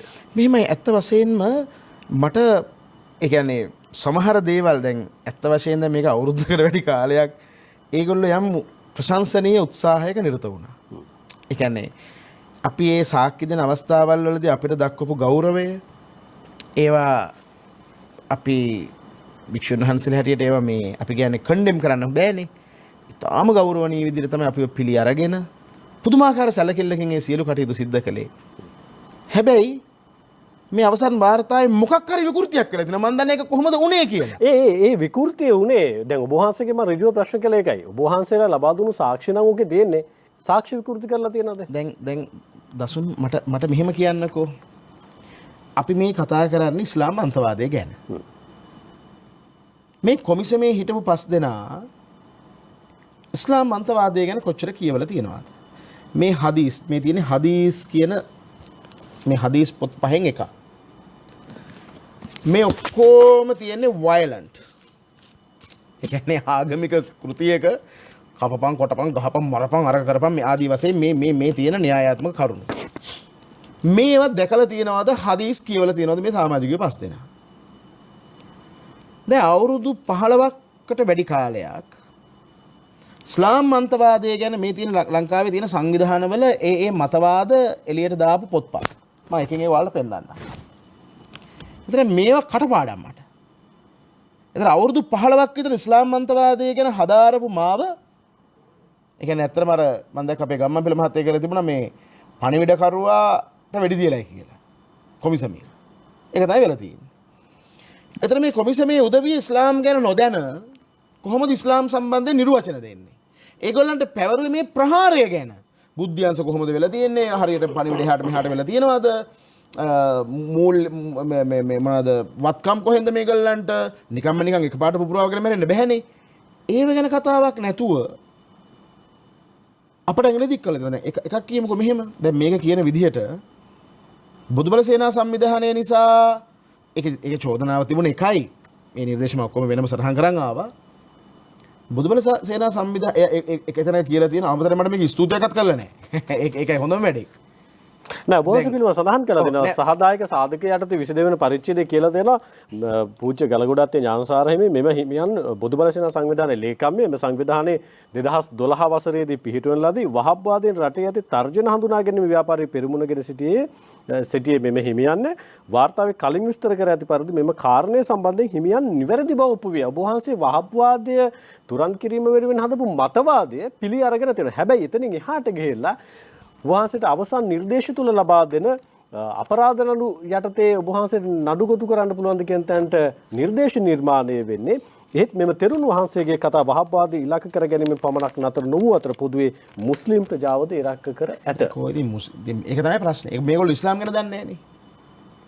දැන් මම මොන කරන්නද ඒකට? දැන් මේ බලන්න මේ මගේ අතේ තියෙන අපේ බුදුබල සේනා සංවිධානය නිකුත් කරපු අපේ සංග්‍රහව 2014 අගෝස්තු මාසේ 8 වෙනිදා මම චුට්ටක් මට චුට්ටි වෙලාවක් දෙන්න. මෙන්න අපි විශාල සමුළුවක් කෙරුවා සුගතදාස ගෘහස්ථ ක්‍රීඩාංගණයේ හාමුදුරුවෝ 4000ක් වඩම්මලා. ඒකෙදි මම මේ කරපු කතාව. මේ කමිෂන් වාර්තාවේ කියනවා ඥානසාර හාමුදුරුවෝ මේ සමස්ත මුස්ලිම් සමාජය ඉලක්ක කළා. ඔව්. ඇයි එහෙම කළේ? දියෙන් කිරි ස්වර්ණහංසයේ දියෙන් කිරි වෙන් කරගන්නවා වගේ වැඩක් තමයි සාම්ප්‍රදායික මුස්ලිම් මිනිහගෙන් වහාබිකාරය අඳුනගන්න එක. එතකොට මම උපායිකව හැම තැනකදීම කතා පැවැත්තුවා මම මේ බලගැන්වීම කරන්නේ මේ රටේ සාම්ප්‍රදායික සුදේශික පාරම්පරික මුස්ලිම් ප්‍රජාවට එරෙහිව නෙවෙයි. ඒ අපේ මිනිස්සු අපිත් එකට එක දන්සලේ කාපු මිනිස්සු පෙරහැරට හාල් මුට්ටි දීපු මිනිස්සු අපේ පන්සලට ඉඩම් අක්කරේ පූජා කරපු මිනිස්සු. ඒ මිනිස්සු ගැන අපිට ප්‍රශ්නයක් නැහැ. හැබැයි දැන් ගැටලුවක් ඇවිල්ලා තියෙනවා. ඒ මිනිස්සුත් අඳුනගන්න බැරි තාලෙට විකෘති වෙලා මුස්ලිම් සමාජයේ අන්තවාදී කණ්ඩායම් බිහි වෙලා තියෙනවා. ඒ අන්තවාදය ඇතුලේ මුස්ලිම් ගේ ඇතුලේ තාත්තයි පුතයි ගහ ගන්නවා. පවුල් ගහ ගන්නවා. පල්ලි ගහ ගන්නවා. ගම් ගහ ගන්නවා. අවසානයේදී රටේම කෝලාහල වෙනවා මේ අක්ෂයන්ගේ මේ උන්මත්ත ඉගැන්වීම නිසා. මෙන්න මම මට පොඩි තප්පර දෙකක් දෙන්න. මෙන්න බලන්න. ස්වදේශික සාම්ප්‍රදායික මගේ කතාව මේ. ස්වදේශික සාම්ප්‍රදායික මුස්ලිම් මිනිසුන් අපහසුතාවට පත්වන්නේ මේ අන්තවාදීන්ගේ වැඩ නිසා. තමුන්නාන්සේලගේ වගකීම තමයි ඒ සමාජය හදාගන්න එක. දැන් ඔක්කොම එකතු වෙලා හදාගනින්න උඹලගේ සමාජය. මොකක්ද ඉදිරි වැඩපිළිවෙල කියලා අපට කියාපල්ලා. අල් බුහාරි 4 වෙනි කොටසේ 196 මොහොමඩ් ප්‍රකාශ කළා. සියලු මිනිසුන් ලා ඉලාහා ඉල්ලල්ලාහ් එනම් අල්ලාහ් කර වෙනත් කිසිවෙකුට හෝ කිසිම ආගමක වන්දනාමාන ලැබීමට අයිතියක් නැති බව කියා දිවුරා ඉස්ලාම් ආගමට හැරෙන තුරු ඔවුන්ට විරුද්ධව සටන් කළ යුතු බවට අල්ලාහ් විසින් මට නියෝග කොට ඇත. එසේ දිවුරා ඉස්ලාම් ආගම වැළඳ ගන්නා කවරෙකුට හෝ ඔහුගේ ජීවිතය සහ දේපල අල්ලාහ් විසින් මගෙන් ආරක්ෂා කර දෙන්න. කුරානයේ 193 ඔය විදිහට මේ කුරානයේ 9:5 මේ 9:5 වගන්තිය ගැන මේ වාර්තාව දක්වලා තියෙනවා. මම කියනවා මෙන්න කුරාන 9:5 ශුද්ධ වූ මාස 4 පසු වහම පිළිම වන්දනා කරන දුටු තන කපා කොටා ඝාතනය කරන්න. අපි ඒව නවත්තමුකෝ. මං මෙන්න ඊට පස්සේ මං අහනවා මං අහන්නේ මේක කුරානයේ තියෙනවද නැද්ද? මේ වගන්තිය මේ ලංකාවේ ඉන්න මුස්ලිම් වරුන් පිළිගන්නවද නැද්ද? ඒක දැනගන්න අවශ්‍යයි. ඇයි මේ සෞදි අරාබියාව නොවන නිසා, මේක සිංහල බෞද්ධයන්ගේ රට නිසා, ඒකේ ඓතිහාසික ජාතිය අපි නිසා, අපිට උඹලගෙන් වද විඳින්න බැරි වෙන නිසා, වද විඳින්න ඕන නැති නිසා. ඒතර මෙහෙම කිව්වේ මම කිව්වා ශුරා සභාව, උලමා සභාව ඇතුළු සියලු සංවිධාන කරුණා කරලා කියන්න උඹලට මේ වගන්ති වළංගුද නැද්ද? ඒ වගන්ති කුරානයට අනුව ඒ කරන ටීචින්ග්ස්, ඒ ඉගැන්වීම් මෙහි වළංගුද නැද්ද කියලා මම මේ කරපු කතාව. එතන මේව තමයි මේ නිර්දේශන දාලා තියෙන්නේ. මේ නිසා මේ සමස්ත මුස්ලිම් සමාජයේ මේ ඉලක්ක කළා කියලා. අපේ හැමෝටම ඇත්තටම ඔබ වහන්සේ දැන් මෙතන වුන් සඳහන් කරන විදිහට ඔබ වහන්සේගේ ක්‍රියා සහ ප්‍රකාශ මුස්ලිම් තරුණින් අන්තවාදයට තල්ලු වීමට ඉඩ තිබුණා. තල්ලු වුණා. සහරාන්ට පුපුරවා ගැනීම සඳහා කණ්ඩායමක් නිර්මාණය කර ගැනීම සඳහා වහන්සේ කරපු ප්‍රකාශ විශේෂයෙන්ම මහරගමදී සහ අලුත්ගමදී කරපු ප්‍රකාශ හේතුපාදක වුණායි කියන කාරණය සම්බන්ධයෙන් ඔබ වහන්සේ චෝදනා එල්ල වෙලා තියෙනවා. ඔබ වහන්සේ හෘද සාක්ෂියට එකඟව වහන්සේ හිතන්නේ නැද්ද එහෙම වුණා කියලා? දසුන් දැන් අපි ගෙන ගිය මතවාද නිසා ඔය කියන පරිදි මහරගම හෝ අලුත්ගමදී හෝ කරපු කතාවලදී හරි නැත්නම් මේ ඉලක්කගත කරපු දේශනවලදී හරි මුස්ලිම් තරුණයෝ සන්නද්ධ ක්‍රියාකාරකම් වලට ගියා නම් ගහන්න එපා මගේ පන්සලට. ගහන්න එපා පන්සල් වලට. හැබැයි වාර්තාවේ සඳහන් වෙනවා දළදා පෙරහැර සම්බන්ධයෙන් උත් යම් අවිනිශ්චිතතාවයක් තිබුණා කියලා. එහෙමයි ත්‍රස්තවාදියෝ කොහෙට කියලා දායිද කියලා කවුරුත් දන්නේ නැහැ. මුන්ට පිස්සුවක් නෙමේ. මේ උම්මත්තක ඉගැන්වීම් පිළිබඳ කියවන්නේ නැතුව බහුබූත ලියලා නැහැ නේ මේවයි. දැන් අපට අපේ බෞද්ධ අන්තවාදයක් ගැන මේ මහ පොළොවේ කොහෙවත් කතා කරන්න අයිතියක් නැහැ නේ කාටවත්. අපි අන්තවාදී නම් ඔය කාටවත් රඟන්න හම්බෙන්නේ නැහැ මේකේ. එහෙනම් මේකේ පල්ලි ඉදි වෙන්න බෑ, කෝවිල් ඉදි වෙන්න බෑ. ඉදිනොට කියලා සමතලා කරලා දාන්න ඕන. අපි ජාතිවාදී නම් අන්තවාදී නම්. යකෝ මේ අපේ මනුස්සකමට මේ ගහන්නේ. මේක තේරෙන්නේ නැහැ මේ බහුබූතයන්ට. අපි කොහෙද ජාතිවාදී? අපි කොහෙද ආගම්වාදී? අපි මේ කතා කරන්නේ ඒක තේරුම් ගන්න දැන්වත්. බෞද්ධයෝ කියලා කියන්නේ අවිහිංසාවාදී ධර්මයක් මත පිළිවෙත් සමග ගොඩනැගෙන ජාතියක්. එතන භික්ෂුන් වහන්සේලා හැටියට අපේ නායකයා ලෞතර බුදුහාමුදුරේ ඒගොල්ලන්ගේ නායකයා අල්ල දෙයියෝනේ. මගේ නායකයා බුදුහාමුදුරේ. ඒ බුදුහාර මොකද්ද කියලා තියෙන්නේ? අන්න කියලා තියෙන අංගුත්තර නිකායේ ඒකක නිපාතේ මිත්‍යා දෘෂ්ටිය නිසා වෙන විනාශේ. අන්න කියලා තියෙනවා මජ්ක්‍ධිම නිකායේ මහා දුක්ඛකන්ද සූත්‍රේ. මොකද්ද කියලා තියෙන්නේ? මහණෙනි තිත්ත වැටකොළු වැටයක් හෝ තිත්ත කොහොම වැටයක් කොහොමද තිත්තයිනේ. ලෝකේ කුමන හෝ තෙත් කලාපයක රෝපණය කළොත් ඉන් ලැබෙන ඵලදාවද තිත්තමයි. ඒක වෙනසක් නැහැ. ඒ වගේම තමයි මේ මිත්‍යාව. ඔබ මට කියන්න ප්‍රංශ මේකට මුහුණ දෙන්නේ නැද්ද? එංගලන්තේ මේ ප්‍රශ්නට මුහුණ දෙන්නේ නැද්ද? ඕස්ට්‍රේලියාවේ මේ ප්‍රශ්නට මුහුණ දෙන්නේ නැද්ද? බෙල්ජියම මුහුණ දෙන්නේ නැද්ද? ඇමරිකාවේ ඩොනල්ඩ් ට්‍රම්ප් වගේ කෙනෙක් ජනාධිපති වෙන්න මොකද ප්‍රධානම හේතුව? ඉස්ලාම් අන්තවාදය ගැන කතා කිරීම. ඉන්දියාවේ නරේන්ද්‍ර මෝදි මේකට මුහුණ දුන්නේ නැද්ද? අද කොච්චර ලස්සනට ඒක මර්ධනය කරලා තියෙනවද? අපේ රටේ විතර තියෙන ප්‍රශ්නයක් නෙමෙයි මේක ගෝලීය ප්‍රශ්නයක්. නෑ අපි අපිට දැන් එතනදී ජාතික වශයෙන් ගත්ත ක්‍රියාමාර්ග මිසක් ආගම් මත පදනම් වෙච්ච ක්‍රියාමාර්ග ගන්න අපිට දකින්න හැකියාවක් නැහැ. දැන් අපේ රටේ ඉස්ලාම් අන්තවාදී ක්‍රියාත්මක වෙනවා නම් ඒ මත පදනම් වෙලා ත්‍රස්තවාදයක් නිර්මාණය වෙනවා නම් රාජ්‍යතාන්ත්‍රික මට්ටමින් ක්‍රියාත්මක වෙයිද? හැබැයි දකින්න ඔබ වහන්සේ ක්‍රියාත්මක වෙනවනේ. ඇයි එහෙම දකින්නේ? මගේ හඬ උච්ච නිසා. අනිත් සියල්ලම මේ අන්තවාදයේ ගොදුරු බවට පත් වෙලා මේක පිළිකාවක්. මේ පිළිකාව මේ ලංකාව නැමැති අම්මට වැළඳෙන්න කලින් බේරගනියව කියලා කියපු වරද නෙමේ. ඔබ දන්නවද? නෑ අපේ හැමෝටම සමා වෙන්නේ. කෙනෙක් කියන්න පුළුවන් එහෙම රජයට නැති කැක්කුමක් ඇයි බුහන්සේට තියෙන්නේ කියලා. ඒක තමයි දෙයි හාමුදුරුවනේ මේ රටේ සිංහල භික්ෂුවන්සේ උරුමය. කවුද මේ රජේවල් කියන්නේ? අපි එක එකා ගෙනල්ලා පුම්බල චන්දරන් දීලා පත් කරනවා. මේ යකෝ ගිහිල්ලා අර ඉස්ලාම් මන්තවාදීන් එක නිදි වදිනවා. ඒක තමයි සරල කතාව. ඉතින් ඔබ වහන්සේට ඒ අනතුර පෙන්වා දෙනවා මිසක් ඔබ වහන්සේට නිවැරදි කරන්න බැරි තැනක හිට ගන්න එක සාධාරණද අපේ හැමෝටම? නිවැරදි කරගන්න බැරි තැනක් කියලා මට තේරුණා. නෑ සමහර තැන්වලදී ඔබ වහන්සේ ගිහිල්ලා අලුත්ගම දිහාරේ මහරගම දිහාරේ කරන ප්‍රකාශ අන්තවාදයෙන් එහාට ගිහිල්ලා ත්‍රස්තවාදයක් නිර්මාණය කිරීමෙන් බලපෑවා කියලා කියන්නේ ඔබ වහන්සේ සීමාවෙන් එහාට ගිහිල්ලා ක්‍රියාත්මක කිරීමක් නෙවෙයිද? මේ රටේ පාලකයෝ ආරක්ෂක අංශ හරි විදියට මං හිතන්නේ ආරක්ෂක අංශවල දොස් කියලා වැඩක් නැහැ. ඒගොල්ලෝ තමන්ගේ ඩියුටි හරියට කරලා තියෙනවා. හැබැයි මතක තියාගන්න දසුන් මේ ප්‍රශ්නේ තේරුම් ගන්න. මේ රට ඇතුලේ ආකාර තුනකට මේ ජිහාදේ ක්‍රියාත්මක වෙනවා. මේ මොකද වෙන විට? එකක් අයිඩියොලොජි ජිහාඩ්. අනිත් එක ඉකොනොමික් ජිහාඩ්. අනිත් එක චින්තන ජිහාදය. ආර්ථික ජිහාදය, මතවාදී ජිහාදය සහ චින්තන ජිහාදය. අනිත් පැත්තෙන් ග්ලෝබල් ජිහාද්. ගෝලීය ත්‍රස්තවාදය. මේ ජිහාද් කියන එක ඇතුළට කැටි කරලා යන්නේ. මේ මොහොත වෙනකොටත් අපේ නායකයෝ ළඟ මේගොල්ලෝ ස්ථානගත වෙලා ඉවරයි. අධ්‍යාපන දෙපාර්තමේන්තුවේ, නීතිපති දෙපාර්තමේන්තුවේ, ඒවියේෂන් එකේ ඇතුළු කොට රාජ්‍ය පරිපාලනයේ සමස්තයක් හැටගත්තොත් ඒ හැම තැනකම අපි කියන්නේ ප්‍රධාන මරුමස්ථානවල ඒගොල්ලෝ ස්ථානගත වෙලා ඉවරයි. මම ඔයාලට මේ පොත්වලින් පෙන්නන්නම් ඒවා කරන්න කියලා තියෙන්නේ කොහොමද? ඒවට ඒගොල්ලන් ගොඩනගලා තියෙන විදිහ මොනවද? මේගොල්ලන් ඔක්කොම කොයි පාරෙන් ආවත් ඔක්කොම අරමුණු එකයි.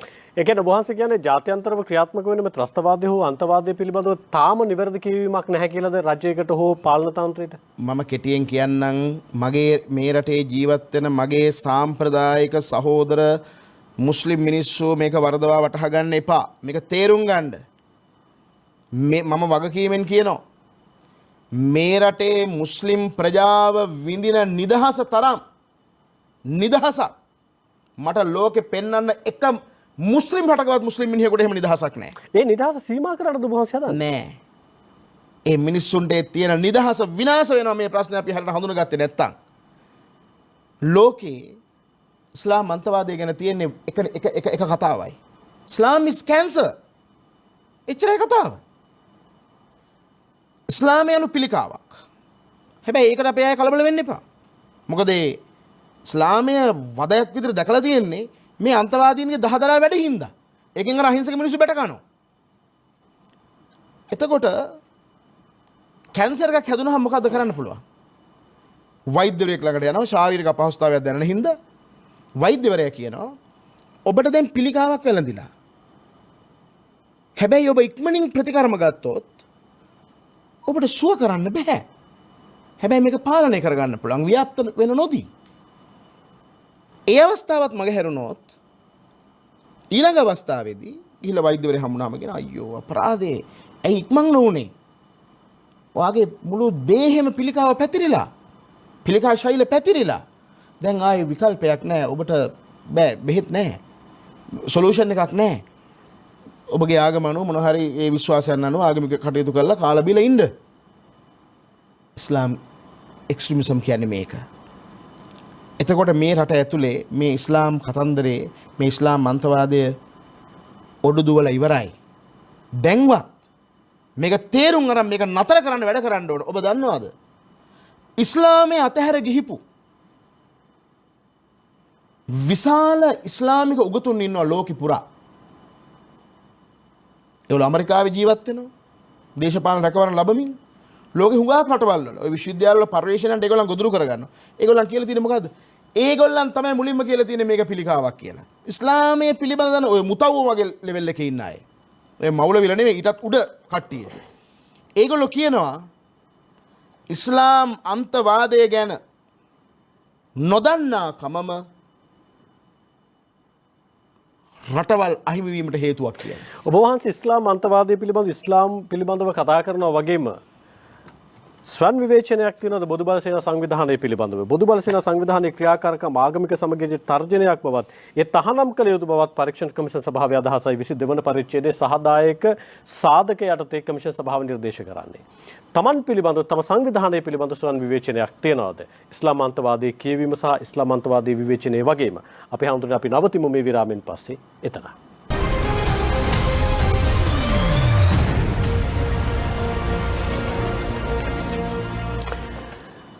අප්‍රේල් 21 ප්‍රහාරය පිළිබඳ විමර්ශනයට පත් කරපු ජනාධිපති කමිෂන් සභාවේ අවසන් වාර්තාවේ නිමිති කරගැනීමෙන් තමයි අපි අද තීරණය ඉස්සරහට අරගෙන යන්නේ පූජ්‍යපාද ගලබඩාති ඥානසාර ස්වාමින් වහන්සේ එක්ක. අපේ හාමුදුරනේ මේ වාර්තාවේ ස්ථාන කිහිපයක සඳහන් වෙනවා බොදුබල සේනා සංවිධානය පිළිබඳව සහ ඔබ වහන්සේට එරෙහිව චෝදනා ගොනු කිරීමට නිර්දේශ කරනවා කියලා යම් තැන්වල එක්තැනක සඳහන් කරනවා 2007 අංක 56 දරන සිවිල් හා දේශපාලන අයිතිවාසිකම් පිළිබඳ ජාත්‍යන්තර ප්‍රඥප්තිය බලාත්මක කරන පනත යටතේ චෝදනා පවා ගොනු කළ හැකි බව උන් යෝජනා කරනවා. ඒ වගේම එබැවින් කොමිසම විසින් නිර්දේශ කරන්නේ ඉහත කරුණු ප්‍රකාරව නීතිපතිවරයා විසින් පූජ්‍ය ගලබඩාත්තේ ඥානසාර හිමියන්ට එරෙහිව චෝදනා ගොනු කිරීම සුදුසු බවයි. සුදුසුයි කියලාත් එක තැනකදී උන් යෝජනා කරනවා. අනෙක් පැත්තේ ඒ පිළිබඳව සොයා බලන්න කියලාත් ස්ථාන 4ක සඳහන් කරනවා. ඒකයි මම ඔබ වහන්සේගේ විරාමයට යන කලින් ප්‍රශ්න කළේ අපි හාමුදුරනේ. දැන් ඔබ වහන්සේලා කියනවා ඉස්ලාම් කරණයක් පිළිබඳව, වහබ්වාදයක් පිළිබඳව, තෞහීද් වාදයක් පිළිබඳව කතා කරන ඔබ වහන්සේලාගේ සංවිධානයේ බොදුබල සේනා සංවිධානයේ ඒකට නායකත්වය දෙන ගලබඩාත්තේ ඥානසාර ස්වාමීන් වහන්සේ ඔබ වහන්සේගේ ක්‍රියාකාරීත්වය පිළිබඳව ස්වන් විවේචනයක් ඔබ වහන්සේට තියෙනවා. සංවිධානය පිළිබඳව ස්වන් විවේචනයක් තියෙනවද අපේ හාමුදුරුවෝ වහන්සේට? මෙහෙමයි. අපි ඇත්තටම කියන්නේ වෙනම දවසක බොදුබල සේනාව ගැන කතා කරමු. මොකද ඒ කියන්නේ ඒවට කාලය බිඩම් කිරේ අපරාධයක්. අපිට වැදගත් වෙන්නේ මේ මොහොතේ මේ ගත වෙන හැම තත්පරයක්ම ඉස්ලාම් අන්තවාදයෙන් රටමුදවා ගැනීම සඳහා කාලය මිනව කර ගැනීම. හරි අපි අනෙක් පැත්තෙන් ඔබතුමා අහපු ප්‍රශ්නට උත්තරේ තමයි බොදුබල සේනා සංවිධානය කියන්නේ මේ හවල් එකක් නෙවෙයි. මේ භික්ෂු භික්ෂුණී උපාසක උපාසිකාවන් අදිෂ්ඨානශීලීව මේ සංස්කෘතික ආක්‍රමණයට මුහුණ දීම සඳහා සයිබල ගැන්වීමේ වැඩපිළිවෙලක් මිසක වෙන කවුරුවක්වත් මරාගෙන කන්නාපු සංවිධානයක් නෙවෙයි. අපිට එහෙම කොහෙවත් චෝදනාවක් නැහැ. කොහෙවත් ගල් ගහලා බැනලා නමුත් අවාසනාවට සංවිධානය ජනප්‍රිය වෙනකොට ඔය තැන් තැන්වල වෙච්ච සිදුවීම් හුදකලා සිදුවීම් අපේ පැත්තට යොමු කළා. මට කෙටියෙන් කියන්න තියෙන්නේ මේ අපි ඇත්ත වශයෙන් අපිනේ සාක්ෂිකාරයෝ. දැන් මේ ප්‍රශ්නට අදාළව ඔවුන් වැරදිකාරයෝ වෙච්ච පළවෙනි අවස්ථාව මේක. ඉතින් මේකයි මම මේක විකෘතියක් කියලා කොච්චර කතා කළත් මේක ඇති වැඩක් නැහැ. අනෙක් පැත්තෙන් මේ කොමිසමම ඉවරයිනේ. මේ කොමිසමම ඉවරයි. මේගොල්ලන් මේ මම ඔබතුමාට කියන්නම් 474 වෙනි පිටුවේ මේ කමිෂන් වාර්තාවේ මේ දින කමිෂන් වාර්තාව මේකේ 474 පිටුව ගන්න බලන්න. 474 පිටුවේ කියනවා 475 මේ තියෙන්නේ ඉස්සර පරිච්ඡේදයේ නිගමනය යටතේ. මේකේ තියෙනවා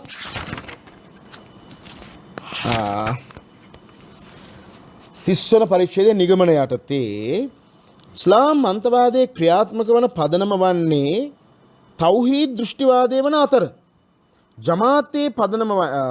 ජමාතේ ඉස්ලාම් ශ්‍රී ලංකා ජමාතේ ඉස්ලාම් ශිෂ්‍ය ව්‍යාපාරයේ සංවිධානය අපි එකක් ගමුකෝ. මේ තෞහීද් දෘෂ්ටිවාදය කියන්නේ මොකද්ද? ඇත්ත වශයෙන්ම බොදුබල සේනා සංවිධානයේ අපි ගෝල් ෆේස් එකේ එල්ලන්න කමක් නැහැ. අපි නිසා මොකක් හරි මේ ආගමික ඝට්ටනයක් ඇති වුණා නම් කියනවා මගේ අම්මේ එහෙම පව්කාරකමක් අපි කරලා තියෙනවා නම් මේ බුද්ධ භූමියේ අපිව එල්ලන්න ප්‍රසිද්ධිය ගෝල් ෆේස් එකේ. හැබැයි ඉස්සල මේ තෞහීද් වාදය නතර කළොත් මේ කොමිසම මේ නිර්දේශයට අනුව ඒක තමයි විය යුත්තේ. ඇයි? තෞහීද් වාදය කියන්නේ ඉස්ලාමයේ පදනම. ඒ පදනමම තහනම් කරන්න කියලා කොමිසමෙන් කියලා තියෙනවනේ. හරි හෝ වැරදි.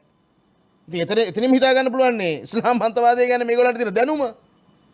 ඉස්ලාමයේ තහනම් කරන්න කියලා යෝජනා කරනවා නම් අනිත් පැත්තෙන් අපි හාමුදුරුවෝ සඳහන් කරනවා ඒක අභියෝගයක් කියලා හිත දවසේදී ලංකාවේ ඉන්න මධ්‍යස්ථ මුස්ලිම්වරයා කොතනද අපි හාමුදුරුවෝ නවතින්න ඕනද? ඔබ වහන්සේලාගේ නිගමනයක් තියෙනවනේ හරි ඉස්ලාම් වාදය තහනම් කරන්න ඕන. තෞහීද් වාදය තහනම් කරන්න ඕන. වහබ් වාදය තහනම් කරන්න. එතකොට ඉස්ලාම් ආගම අදහන කෙනා අපි කියන්නේ සුෆි මුස්ලිම්වරු හෝ වේවා මධ්‍යස්ථ මුස්ලිම්වරයා කොතනද නවතින්නේ? දැන් මෙහෙමනේ. දැන් මේ සහරාන් බෝම්බේ පුපුරවා ගැනීමට පෙර වීඩියෝ එකක් නිකුත් කරලා තියෙනවානේ. ඒකේ ප්‍රධාන කාරණා 4ක් කියනවානේ. අල්ලාහ් වෙනුවෙන් අල්ලාහ්ගේ නාමයෙන් ප්‍රේම කිරීම, අල්ලාහ්ගේ නාමයෙන් වෛර කිරීම. අල්වරා අල්බරා මේ අල්වරා ඉල්බරා කියන ඒගොල්ලන්ගේ න්‍යාය. ඊළඟට ඔය නවසීලන්තේ ක්‍රයිස්ට් චර්ච් එකේ වෙච්ච මුස්ලිම් මේ යාඥාවේදී වෙච්ච ප්‍රහාරය ඊට පස්සේ හෝටල් ඉලක්ක කිරීමට හේතු ලෙස දක්වලා තිබුණු ඉරාකයේ සහ සිරියාවේ මුස්ලිම් මිනිසු ඝාතනය කිරීම කාන්තාවන් ආදී කතන්දර ගොඩක්.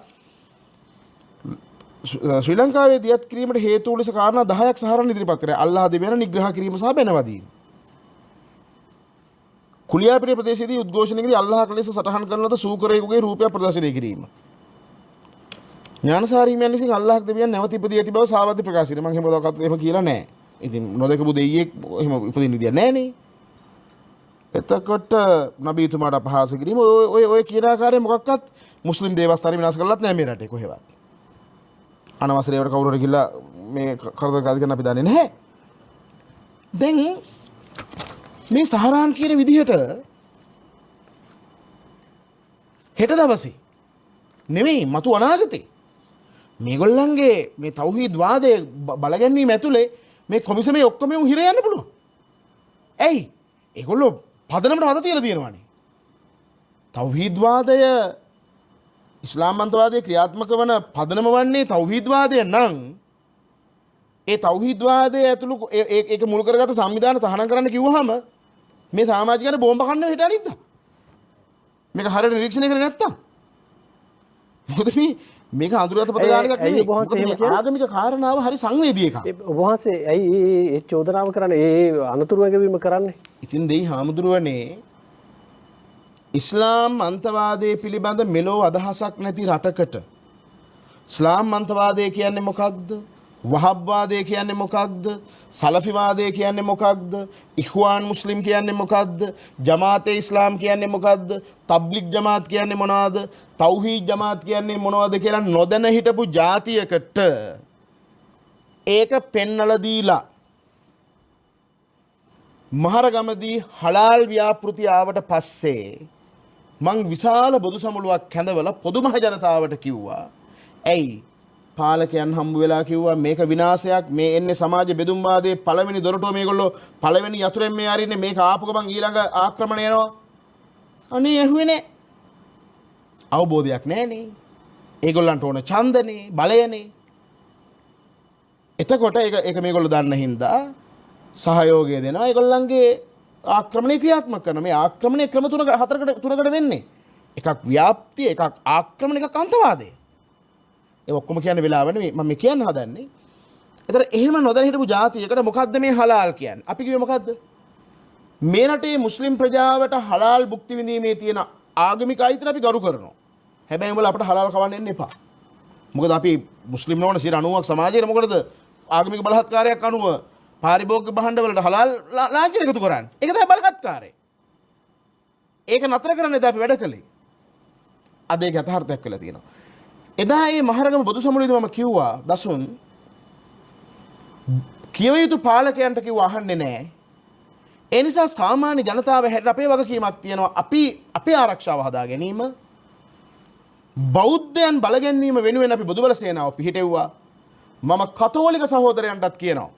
ඒ වීඩියෝ පට මට දෙන්න පුළුවන් ඔබතුමාට. මම කතෝලික සහෝදරයන්ටත් කියනවා උඹලගේ ආරක්ෂාව වෙනුවෙන් කිතු සේනාවක් හදාගනින්න. බෞද්ධයෝ කතෝලිකයෝ හින්දු කියලා ભેදයක් නැතුව සාම්ප්‍රදායික මුස්ලිම් කියලා ભેදයක් නැතුව මනුෂ්‍යත්වයට ගරු කරන හැම මිනිසෙක්ම තමන්ගේ ආරක්ෂාව වෙනුවෙන් නිල නොවන පොලිස් කාර්යයක් වෙයලා කියලා. ඒ කිව්වේ තමන්ගේ වටපිටාව ගැන මේ විමසිල්ලෙන් ඉන්න කියලා. අද ඒක වෙමින් තියෙනවා රටේ. ඔබ වහන්සේ දා මම පෙරලගෙන තියෙන පිටුවේ සමා වෙන්න. එතකොට දසුන් මම එහෙම කිව්වේ දැන් එහෙම කීමේ වරද ICCPR පනතෙන් නඩු දාන්න නම් ඒ කියන්නේ අන්තවාදය පිළිබඳ හඳුන්වා දීමනේ. එතකොට මේ කොමිසම මොකද කරලා තියෙන්නේ? තෞහීද්වාදය නිසා තෞහීද්වාදය තමයි ඉස්ලාම් අන්තවාදයේ පදනම කියලා කිව්වහම ඒගොල්ලෝ වැඩිකාර වෙන්නේ නැද්ද කවදා හරි? එතකොට ඒගොල්ලන්ටත් කවදා හරි මට මේ කරන චෝදනාවම කරයි. ඒක තේරුම් ගන්නයි මම මේ කිව්වේ. එතකොට අන්තවාදයේ පිළිබඳ රට හමුවේ මගේ වාචික සංවරය බින්දෙන්නේ නැති ඒ ජාතියේ තියෙන අපරිමිත සෙනෙහස නිසා මනුෂ්‍ය වර්ගයට මගේ ජනතාව කියලා එකක් නැහැ. මනුෂ්‍ය වර්ගයට තියෙන ආදරය නිසා මේ අන්තවාදයෙන් එන විනාශය ගැන බුදුහාමුදුර අපිට කියලා තියෙනවා මිත්‍යා දෘෂ්ටියේ තියෙන භයානකකම.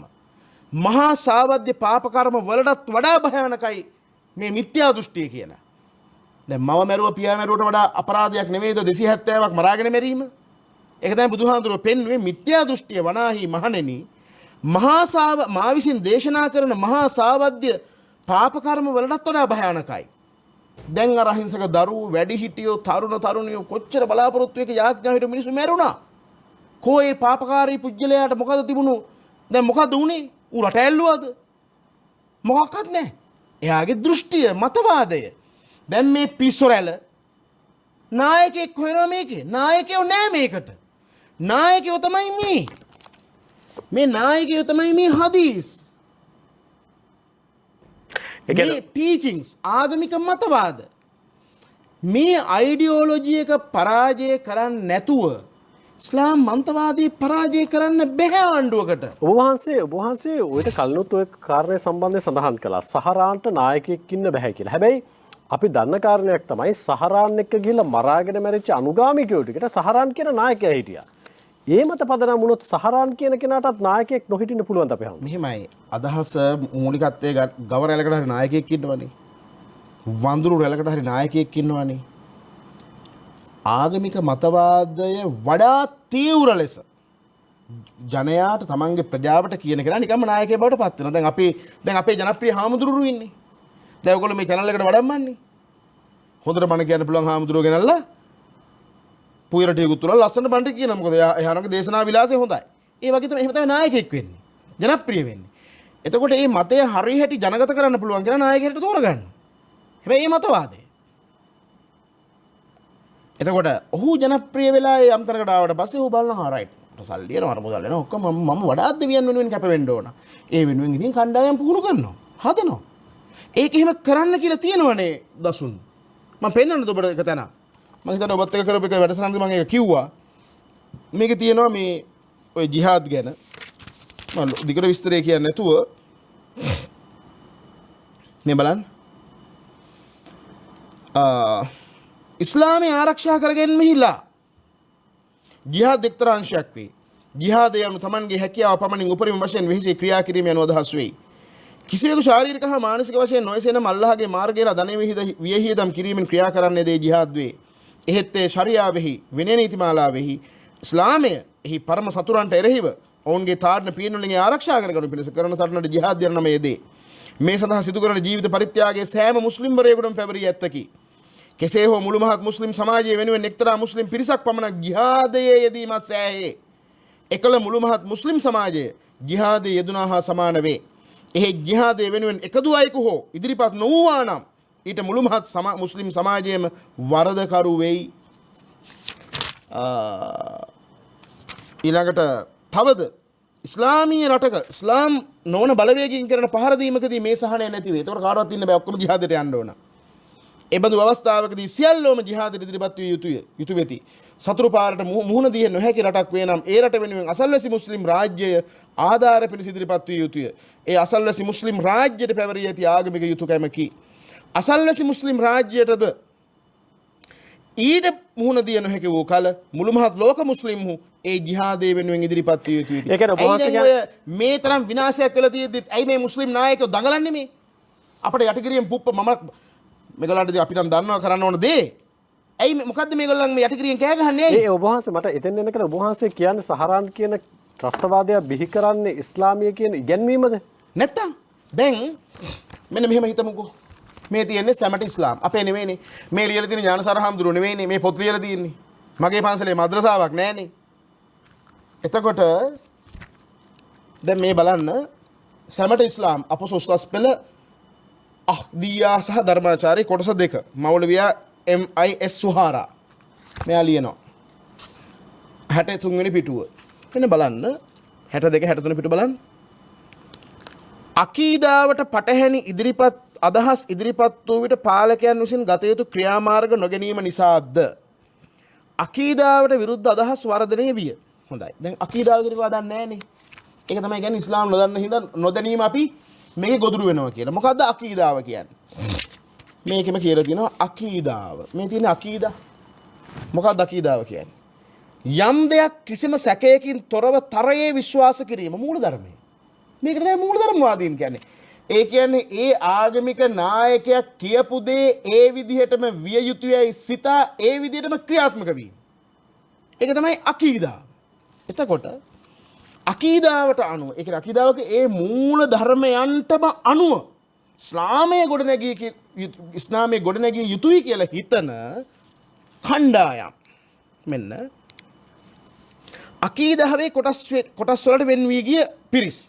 ඒ කියන්නේ ඒ මූලධර්මවාදයම මහ පොළොවේ පැල කළ යුතුයි කියලා සංවිධාන 7ක් බිහි වෙලා ගියා. මොනවද? අල් අෂරියා මේ කමිෂන් එකේ තියෙනවා නම. අල් මාතුරිදියා අනිත් ඒගොල්ලන්ට තේරෙනවා. අල් තෞහීද් ඔය තෞහීද් ව්‍යාපාරේ NTJ UTJ CTJ ATJ SLTJ NTJ ඔය ඔක්කොම TJ තෞහීද් තමයි. තබ්ලික් ජමාත් සංවිධානය. ඉඛ්වාන් මුස්ලිමීන් අපි දැන් ඔය කියන්නේ ඉඛ්වාන් මුස්ලිම් කියලා. යුසුෆ් අල් කරදාවිගේ ඊජිප්තු මුස්ලිම් බ්‍රදර්හුඩ් මතවාදී. ජමාතේ ඉස්ලාම් එක්තරා මුස්ලිම් කොටසක් වුවද මුස්ලිම් සමාජය වෙනුවෙන් ජිහාදයේදීම සෑහේ. ඒකනේ සහරාන්ට ඇඟිල්ල දික් වුණාම යකෝ මොකටද මුස්ලිම් ඇමතිවරු ඔක්කොම එක පැත්තකට ගියේ? ඇයි එයා කරපු දේ හරි. ඒක තමයි අකීදා. මුන් දැන හොනොද මේ මිහරක් ගියා එක පැත්තකට. ඊළඟට ජමාතුල් මුස්ලිමීන්. දැන් මේ සංවිධානය ගැන කතා කරන්නේ නැද්ද අපි? මේක තමයි තේරුම් ගත යුතු දේ.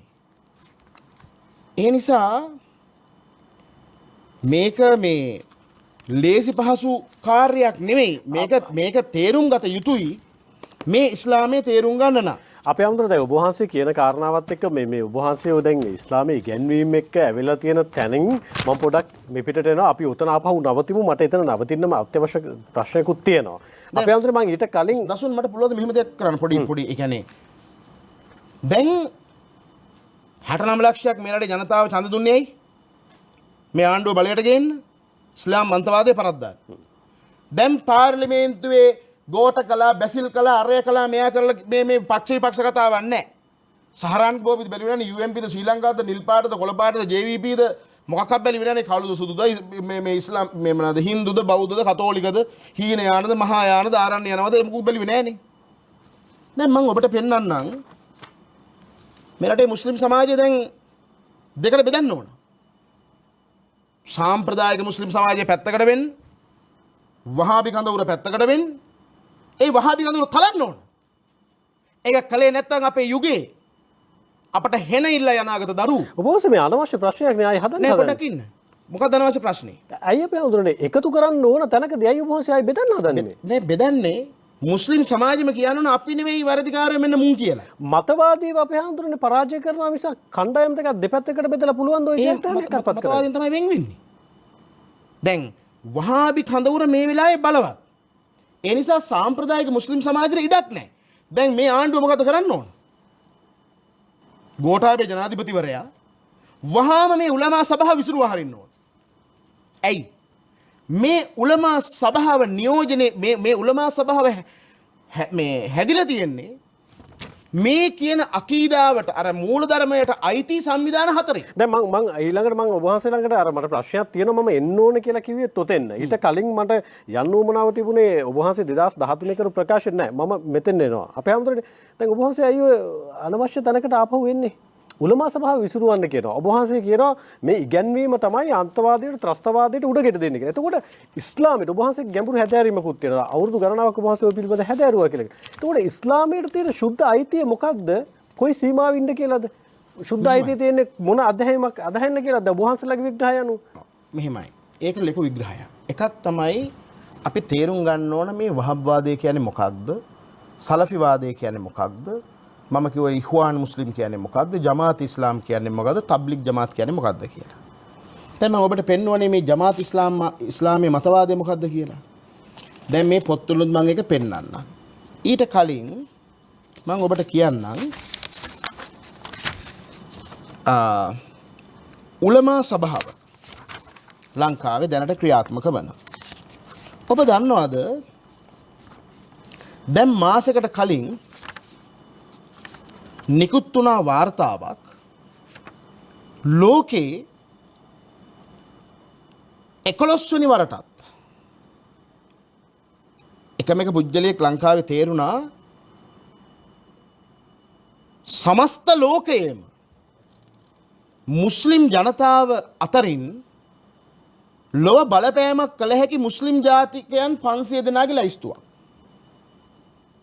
ඔබ දන්නවද 11 වෙනි වතාවටත් රිස්සි මුක්ති තබ්ලිග් ජමාත් නායකයා මූත් එක්ක නෙමෙයි ඔක්කොම නායකයෝ නිදිවදින්නේ තාම. මන් දන්නේ මේ ආණ්ඩුව ඇඩ්වයිස් ගන්නවද කියලා. මේ රිස්සි මුක්ති කියන මිනිහනේ ජවයිත උලමා සංවිධානය කාදිලතුමා කතා කරන්නේ යත් එක්ක අස්ගිරි මල්ලතුමා නායකලා කතා කරන්නේ යත් එක්ක අපේ නායක හඳුනේ කරණ අතදාගන්නේ මූත් එක්ක මේ පරයනේ ගිහිල්ලා කොමිසමටත් අරගෙන ගියේ වටලප්පා. එතකොට ඉන්න නෑ මට මෙතන පැහැදිලි කිරීම කළා නෑ මට මෙතන නෑ ඔබ වහන්සේ දැන් කියනවානේ ලෝකේ බලපෑම් කිරීමට හැකි කණ්ඩායම් අතර කෙනෙක් උන පළියට කෙනෙක්ට බැයිද ඔහුගෙන් හෝ ඇයගෙන් උපදෙස් ගන්න? මෙහෙමයි. ඇයි ඔහු ලෝකේ 2011 ඉඳලා 2021 වෙනකම් මේ කාල සීමාව තුල ලෝකෙ හිතන්නකෝ ලෝකෙ මුස්ලිම් ජනගහනය කොච්චරද? කෝටි කීයක්ද? කීයක් කියලා හිතනවද ඔබතුමා? මිලියන 1500ක්. මේකෙන් 500 දෙනෙක් තෝරනවා කියන එක පොඩි වැඩක්ද?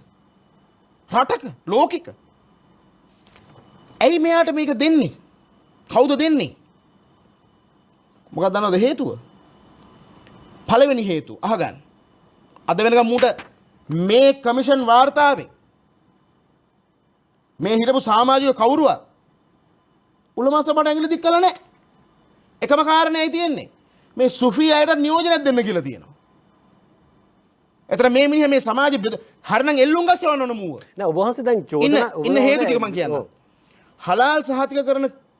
හලාල් සහතිකකරණය ශ්‍රී ලංකාවට හඳුන්වා දීම හේතුවෙන් 2010 වසරේදී මොහු පළමු වරට ලැයිස්තුවට ඇතුළත් වූ අතර මෙම වසරේදී නිකුත් කළ ලැයිස්තුවටද ඔහු ඇතුළත් වන්නේ 11 වන වතාවටයි. කොහෙන්ද මේක දෙන්නේ? රාජකීය ඉස්ලාමීය උපාය මාර්ගික අධ්‍යයන මධ්‍යස්ථානයේ The Royal Islamic Studies Center MABDA කියලා කොහෙද තියෙන්නේ? ඉස්ලාමීය චින්තනය සඳහා වන රාජකීය අල් බයිට් ආයතනය. ඒකට සම්බන්ධ අනුබද්ධ ආයතනයක්. ඒක තියෙන්නේ ජෝර්දානි හෂමයිට් රාජධානී අගනුවර වෙච්ච අම්මාන්හි තමයි මූලස්ථානය පිහිටවල තියෙන්නේ. ඔහු මේ 500 දෙනා අතරට එන හේතුව මොනවද? ඔහු මොනවද කළා තියෙන්නේ? මෙන්න. ආගමික කටයුතු පරිපාලනය Administration of Religious Affairs අංශය යටතේ ඍෂි මුක්ති මෙම ලයිස්තුවේ තේරීපත් වී ඇති අතර ඊට සලකා බලා ඇති කරුණු මොනවද? සමස්ත ලංකා ජමීයතුල් උලමා ACJU සභාපතිවරයා ලෙස විද්වතුන් 7500ක් ජ්‍යෙෂ්ඨ විද්වතුන් 33 දෙනෙකුගෙන් යුත් විධායක කමිටුවක් මගින් දිවයිනේ දිස්ත්‍රික්ක 24 පුරාවට සංවිධානයේ ශාඛා 155ක් පවත්වාගෙන යාම. ඍෂි මුක්ති ඉස්ලාමීය නීති විද්‍යාව පිළිබඳ විශේෂඥයෙකු ලෙස ඉස්ලාමීය රක්ෂණයට අනුව මනවින් ගොඩනගපු පාසලක් විදිහට සකසුරුවම් කළා. ඒකේ මහමුලකරු රිස්වි. ඒ තමයි මේ වාර්තාවට අනුව වාර්තාවෙම කියනවා මක්තබ් මූලික ඉස්ලාමීය අධ්‍යාපන ක්‍රමය. අපි මම ඔය ගහන ඕන කෙනෙකුට මම කැමතියි සංවාද කරන්න. ඇත්ත වශයෙන්ම මට අර පාර්ලිමේන්තු මන්ත්‍රීකම තිබුණා නම් මම දන්නවා මේක කරන්න. අපි එතෙන්වත් යමු ඒක අහිමුනේ ඇයි කියලා ගන්න එක. මම මේ කියන්නේ මේ ජමීයතුල් උලමා මිනිස් කණ්ඩායම මේ බලන්න ෆත්වා එකක් නිකුත් කරලා තියෙනවා ජමීයතුල් උලමා සංවිධානයේ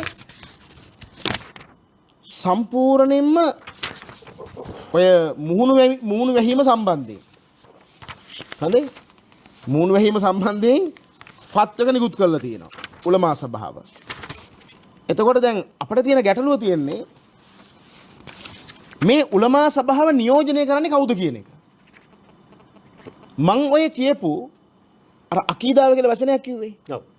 ඒ සියලුම කණ්ඩායම් ජමාතේ ඉස්ලාම් හජ්ජුල් අක්බර්ලගේ ඍෂි මුක්ති තබ්ලිග් ජමාත් ඊට පස්සේ ඉනාමුල්ලා ඇතුළු කණ්ඩායම යුසුෆ් අල් කරදාවිගේ ඊජිප්තු මුස්ලිම් බ්‍රදර්හුඩ් තෞහීද් ජමාත් අබ්දුල් රාසික්ලා සහ සහරාන්ලා මේ ඔක්කොම එකයි.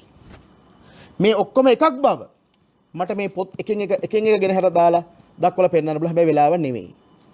මම ඒත් එක දෙයක් කියන්න. මට ඔබතුමා අහන ප්‍රශ්නට වඩා මට මේක වැදගත් හින්දා මම මේ කියන්නේ. දැන් නිකන් අපි හිතමුකෝ මෙහෙම. දැන් මේක බලන්න.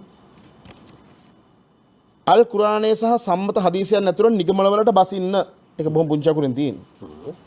අද ඔබ දැක්ක එක මුස්ලිම් මිනිස්සෙක් මම අසත් සාලි වෙන්න ඕනේ. අද මාධ්‍ය හමුවක් තියලා කියනවා අපි පිළිගන්නේ කුරානයේ හදීස් හරිය විතරයි. අපට ඕනේ රටේ නීති. රටේ නීති රටට. අපි ඒව පිළිගන්නේ නැහැ. මොකද්ද මේ කියන්නේ? එහෙම පිළිගන්න එපා කියලා මේගොල්ලන්ට උගන්වලා තියෙනවා. දැන් මොකද්ද ජිහාද් කියලා අහන මේ පොතේ? අල්ලාහගේ මාර්ගයේහි ජිහාද් යනු කුමක්ද? මොකද්ද කියන්නේ? උත්තරය කෙනෙකුගේ වස්තුව ජීවිතය සහ දිවි කැප කරමින් ජිහාදයේ යෙදීම අනිවාර්ය වේ. ඒකම බලන්න. විශ්වාස නොකරන්න වුන් කාෆීරවරු සමග මිතුදම් පැවැත්වීම සහ ඔවුන් සමග සහයෝගිතාවෙන් කටයුතු කිරීම ඉස්ලාමය අනුමත කරන්නේද? නැත. අල් කුරාන්. එයින් තොපගෙන් යම් කෙනෙක් ඔවුන් යහළුවන් ලෙස පිළිගන්නේද? ඔහුද ඔවුන් අතරින්නේ සුරාව. සමාජයෙන් වෙන් වෙන නිකාවේ බුර්කාව දාලා ගෝණි බිල්ලෝ බිහි කරනවා.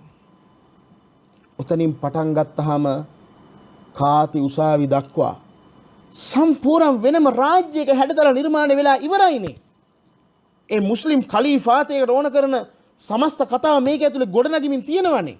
හැම ආණ්ඩුවක් කාලෙම එක ඒ කාලවලදී අපි ඡන්ද ටික දෙන්නම් මෙහෙමයි. දැන් අද ඇත්ත වශයෙන්ම මට ප්‍රශ්නයක් තියෙනවා මේ කමිෂන් විකෘතියත් එක්ක.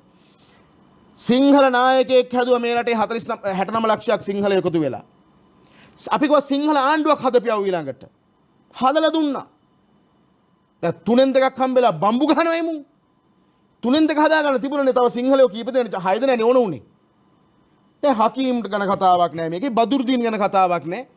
ඒගොල්ලන්ගේ ගෝලියෝ 6 දෙනෙක් අරගෙන නෑ දැන් ඔබ වහන්සේ එතන මම මොහොතක් නවතිනවා. දැන් ඔබ වහන්සේ ඒ සම්බන්ධයෙන් මේ ආණ්ඩුවට චෝදනා කරන්න තියෙන පදනම මොකද්ද? ආණ්ඩුවටද? ඔව්. නෑ මම මේ කියන්නේ හකීම් සම්බන්ධයෙන් මේ වාර්තාවේ සඳහනක් නොවීම, බදුයිදින් සම්බන්ධයෙන් මේ වාර්තාවේ සඳහනක් නොවීම වර්තමාන ආණ්ඩුවට චෝදනාවක් කියලා කරන්න හේතුවක්ද ඔබ වහන්සේට? හේතුවක් තියෙනවනේ මේ දසුන් මහත්මයා. මං හේතුව පෙන්නන්නම්. හේතුව තමයි අපි ඔබතුමා දන්නවද ඔය නැගෙනහිර කවුරු කතා කරන්නේ ශරියා විශ්වවිද්‍යාලය ගැන 2013 ඔක්තෝබර් මාසේ 26 වෙනිදා බදුල්ලේ වින්සන් පාක් ක්‍රීඩාංගණයේදී මම බුදු සමුළුවක් තියලා කිව්වා සෞදි අරාබියාවේ බුද්ධ්‍යංශ නායක ජුමාන් සහරානි සමග අපේ සිංහල ඇමති කෙනෙක් මේ දවස්වල නිහඬව මම නම කියන්නේ ඕනේ නෑනේ මේ ආණ්ඩුවේ ඇමති කෙනෙක් ගිහිල්ලා තමයි හිස්බුල්ලා මණ්ඩපයේදී ඔය ශරියා විශ්වවිද්‍යාලයට මුල් ගාලා තිබ්බේ. අපි එදා කිව්වා මේ හදන්නේ ආසියාවේ බෝම්බ හදන ෆැක්ටරිය. මරාගෙන මැරෙන. මේක නවත්තන්න. මුල් ගාලා තියලා සති දෙකයි. එදා මේ අක්කු අවධානය යොමු කළා නම් දැන් නාහෙන් ගණන් ඕනේ නෑනේ. ඇයි හිස්බුල්ලා ගැන කියන්නේ? හිස්බුල්ලා ලේසි පාසු මිනිහෙන් නෙමෙයි. මේ මගේ පින්තූර තියෙනවා. මේනේ හිස්බුල්ලා සහ සාකිර් නායක සහ ජුමාන් සහරානි මේනි ජුමාන් සහරානි පොඩක් මේක මේ බ්ලැක් ඇන්ඩ් වයිට් නිසා පේනවා අඩුයි මේ ඉන්නේ බඩු කෑලි ටික මේනි ජුමාන් සහරානි සෞදියේ බුද්ධ්‍යංශ නායකයා එයාට මොනවද මේ නැගෙනහිර තියෙන රාජකාරී හිස්බුල්ලාත් එක්ක මෙයාලා බබාද මේනි සාකිර් නායක පීස් ටීවී ඉන්දියාවේ මේනි සාකිර් නායක මේනි හිස්බුල්ලා මේ නැගෙනහිර ඉන්දියාවේ නෙමෙයි 2013 6:20 මේ ඉන්නේ වෙනම මේ හෙලිකොප්ටර් වල විල බහැලා ඒගොල්ලන්ගේ නෑදෑයෝ මේ ලංකාවට සාමය කන්දන දේවයන් මේ සාමයේ පණිවිඩය ගෙනල්ලා නෙමෙයි මේ අක්කු මේ දේශපාලන ඝන කැලෑවේ තාම හැංගෙනවනේ මේ දේශපාලනේ මේ තක්කඩි අවිද්‍යාත්මක දේශපාලන ක්‍රමය නිසා මේ සිංහල නායකයන්ගේ අසමගිය මේගොල්ලන්ගේ බලයට තියෙන පෙරේතකමුත් හින්දා මුන් හුරතල් කළා අවසානයේදී මෙරට අපිට නැති වෙනවා මේක LTT වගේ ප්‍රශ්නයක් නෙක මතක තියාගන්න. LTT අවුරුදු 15කට 20කට වැඩි කාලයක් ගියා මරාගෙන මැරෙන මිනිහෙක් හදන්න. හැබැයි මේක හදන්නේ ආගමෙන්. ඒ නිසා LTT ප්‍රශ්නය ආගම ජාතික ප්‍රශ්නයක් මිසක් මේක වෙන එකක්. මුස්ලිම් ප්‍රශ්නය ආගමිකයි. දැන් ඔබ වහන්සේ චෝදනා කරනවා මේ කමිටුව පත් කරන්න වර්තමාන ආණ්ඩුව නෙවෙයි අපේ හාමුදුරනේ. මේ වර්තමාන ආණ්ඩුවට මේ කමිෂන් එකේ කවුරුන් හෝ නිදහස් කිරීමේ අවශ්‍යතාවයක් තිබුණාද කියන කාරණය සම්බන්ධයෙන් අපිට යම් තැනක සැකයක් තියෙනවා. එහෙම වෙන්න විදිහක් නැහැනේ. මෛත්‍රීපාල සිරිසේන හිටපු ජනාධිපතිවරයා තමයි මේ කමිෂන් එක පත් කරන්නේ. එතකොට හිස්බුල්ලා නිදහස් කරන්න හරි. වහන්සේ සඳහන් කරා ඉහත නම් කරපුවා සඳහන් කරන්න හරි මොකද්ද මේ ආණ්ඩුවට තියෙන හේතුව? එහෙමනේ කවුරු හරි හිතන් ඉන්නවනම් හිසරදයක් නැති පාලනයක් Tamanට හදා ගන්න ඕනේ. ඒකට තමයි මේ බලය තියෙන. ඔහොමනේ ඉතින් මෝඩ චූන්නේ බලය තියෙනකොට මොලේ නැහැ. මොලේ තියෙනකොට බලය නැහැනේ අපේ උන්ට. කවුරු හරි ඉතින් මේකේ අනේ අපි නොදන්න පොලිටික්ස් ලංකාවේ. අපි නොදන්න අධිකරණ. අපි නොදන්න විනිසුරුවරු. අනේ දසුන් නිකන් ඉන්න. අපිට කෙටි විරාමයකට අවසර දෙන විරාමෙන් පස්සේ යාලි මුණ ගැහෙමු.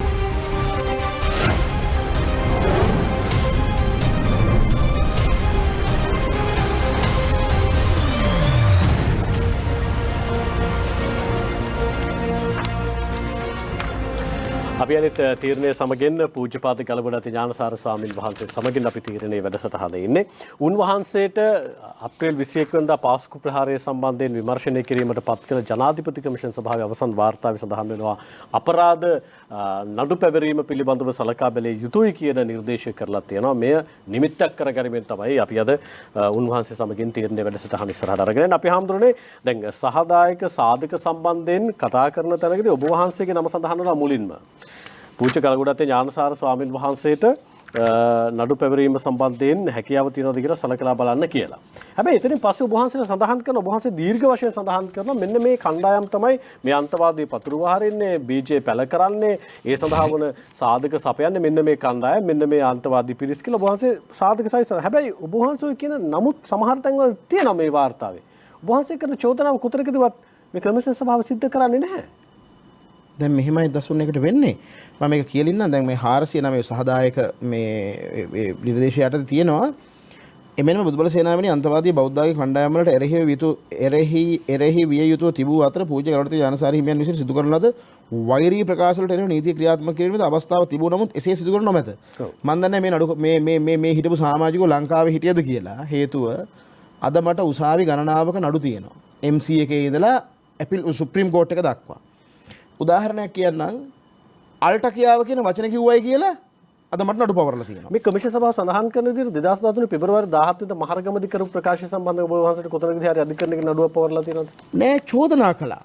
ඒ කියන්නේ ඒගොල්ලන් කොහොමද නිර්දේශ කරන්නේ කතාවක් ඒකයි මම කිව්වේ. ඉතින් එහෙම කතාවක් හින්දා ගහනවා නම් අපි ගහන්නේ බෑ පන්සල් වලට.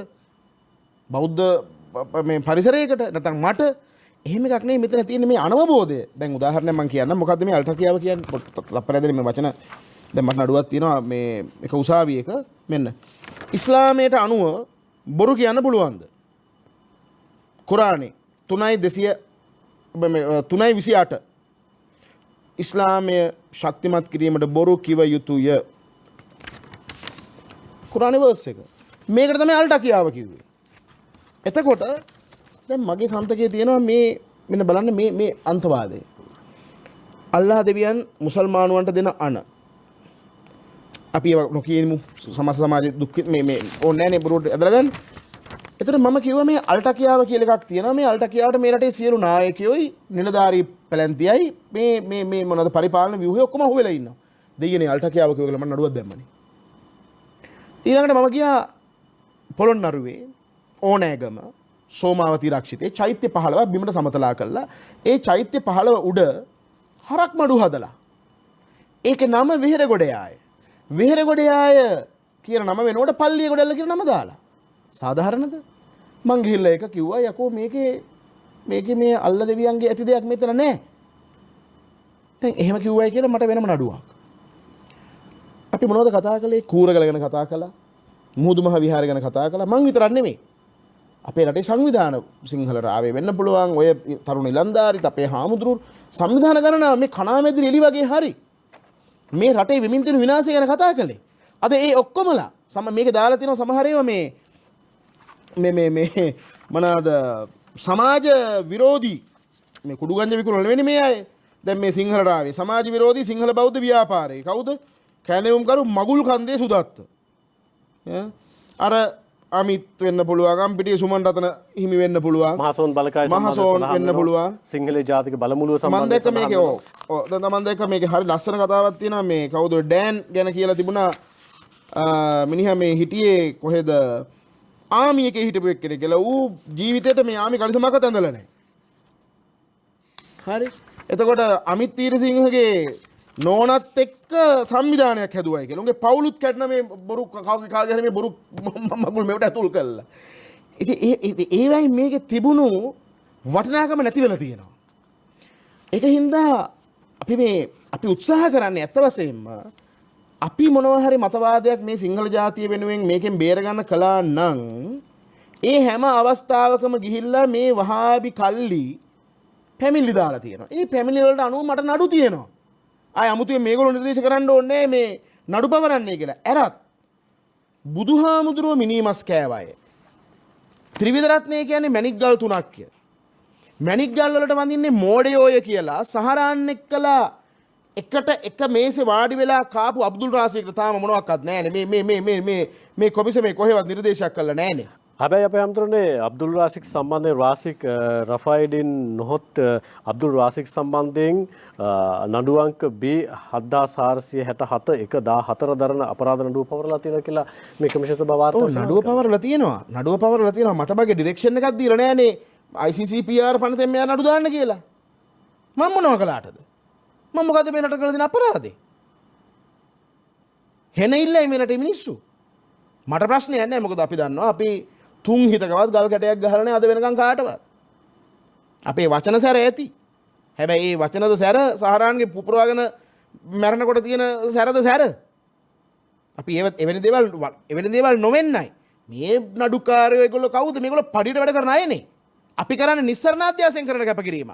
ඒකට ගරුත්වයක් තියෙනවන කාගෙත්. මේ රටේ නායකයන්ගේ පාලකයන් අනිත් හැමෝගෙම. අපි කරන්නේ නිස්සරණ අධ්‍යාසයෙන් ජීවිත පරදුවට තියෙන අනුන්දන දාන ටිකක් වළඳලා බණ ටිකක් කියන ලැබෙන දෙයකින් සහ කවුරු හරි පරිත්‍යාගශීලීව දෙන ආධාරකින් විතරයි මේ රට වෙනින් අපි මේ කැපකිරීම කරන්නේ. මේ පුටු වල ඉඳගෙන AC ගමේ ඔළුව ඔද්දල් කරගත්ත මඤ්ඤම් වෙච්ච බෝනගේන් කාර ක්‍රිස්තියන් කාරයෝ මුන් එනවා ඇවිල්ලා අපිව කොටු කරන්නේ. මේ වාර්තාව මොකද කළා තියෙන අන්තිමේදී? සියලුම බෞද්ධ බලමුළු බිමට සමතලා කරලා තියෙනවා. මතක තියාගන්න. ඉස්ලාම් අන්තවාදයේ වගේම දරුණුයි මේ බෝනගෙන් ව්‍යාපාරේ. අද ඔය නීතිපතියකේ දැන් ක්‍රිකට් බෝඩ් එක ගැන කතා කරන මේ දවස්වල කවුරුත් ඇයි මේ ක්‍රිකට් මැච් පෙරදින්නේ කියලා. ඔතන ඇවිල්ලා දෙයියන් හදි බෝල දාන්නේ නැහනේ.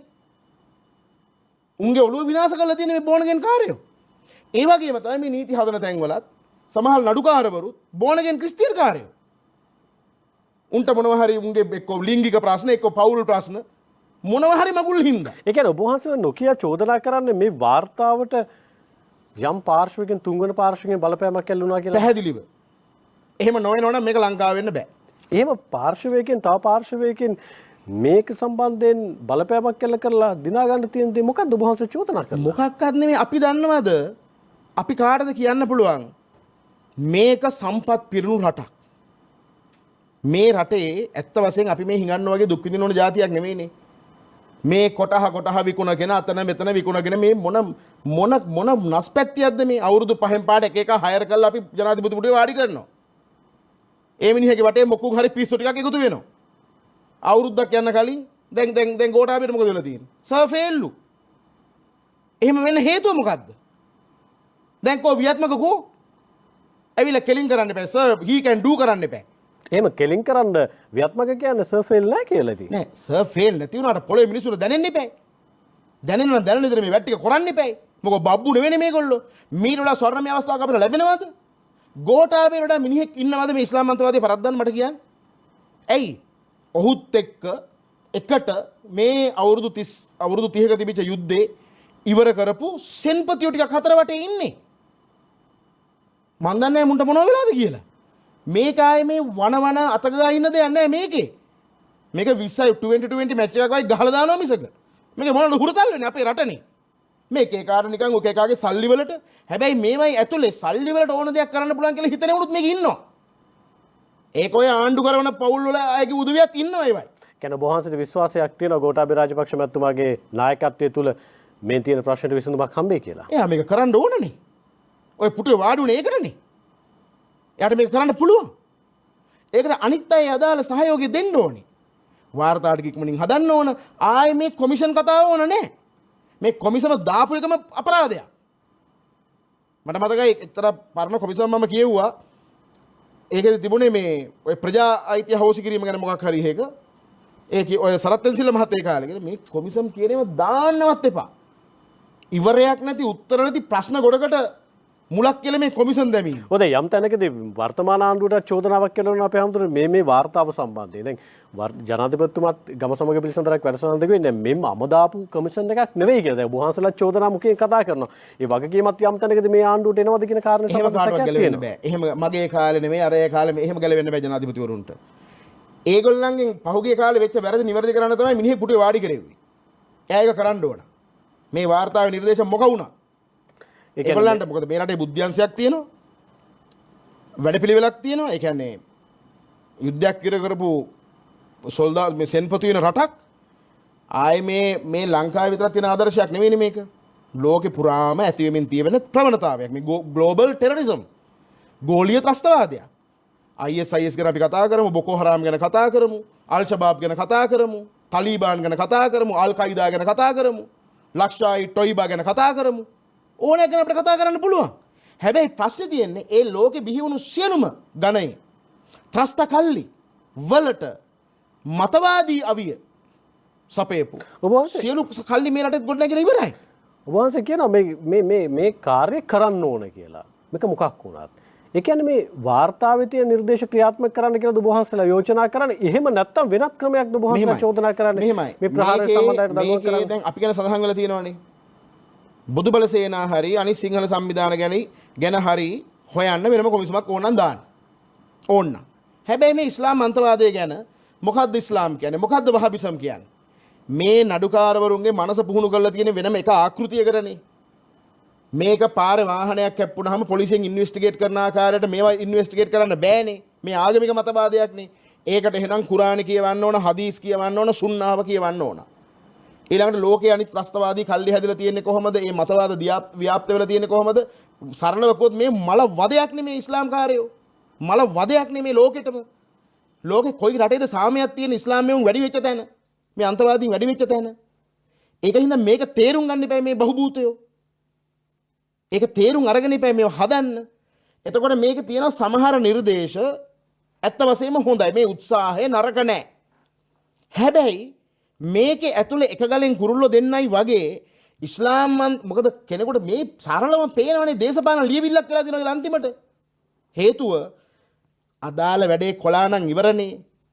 මෛත්‍රීපාල සිරිසේන ජනාධිපතිවරයා පත් කළේ මොකද්ද දාපු ගැසට් එකේ තියෙන්නේ? මෙන්න හදා පැහැදිලිව තියෙනවා මෙන්න මේ කරුණු ටික හොයන්න.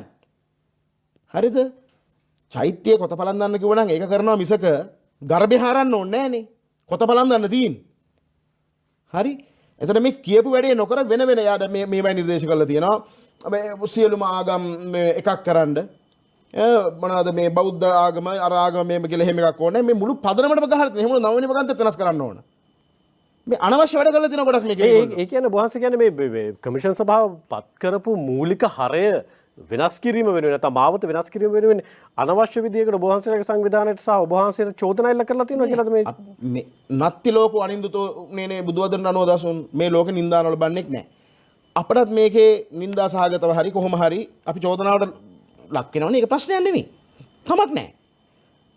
කමක් නැහැ. අපිට ඒකට මුහුණ දෙන්න පුළුවන් නඩු දැම්මත් අපිට ඒකට මුහුණ දෙන්න ප්‍රශ්නයක් නෙමෙයි. හැබැයි මේකේ සමහර නිර්දේශ තියෙනවා ක්‍රියාත්මක කළ යුතු.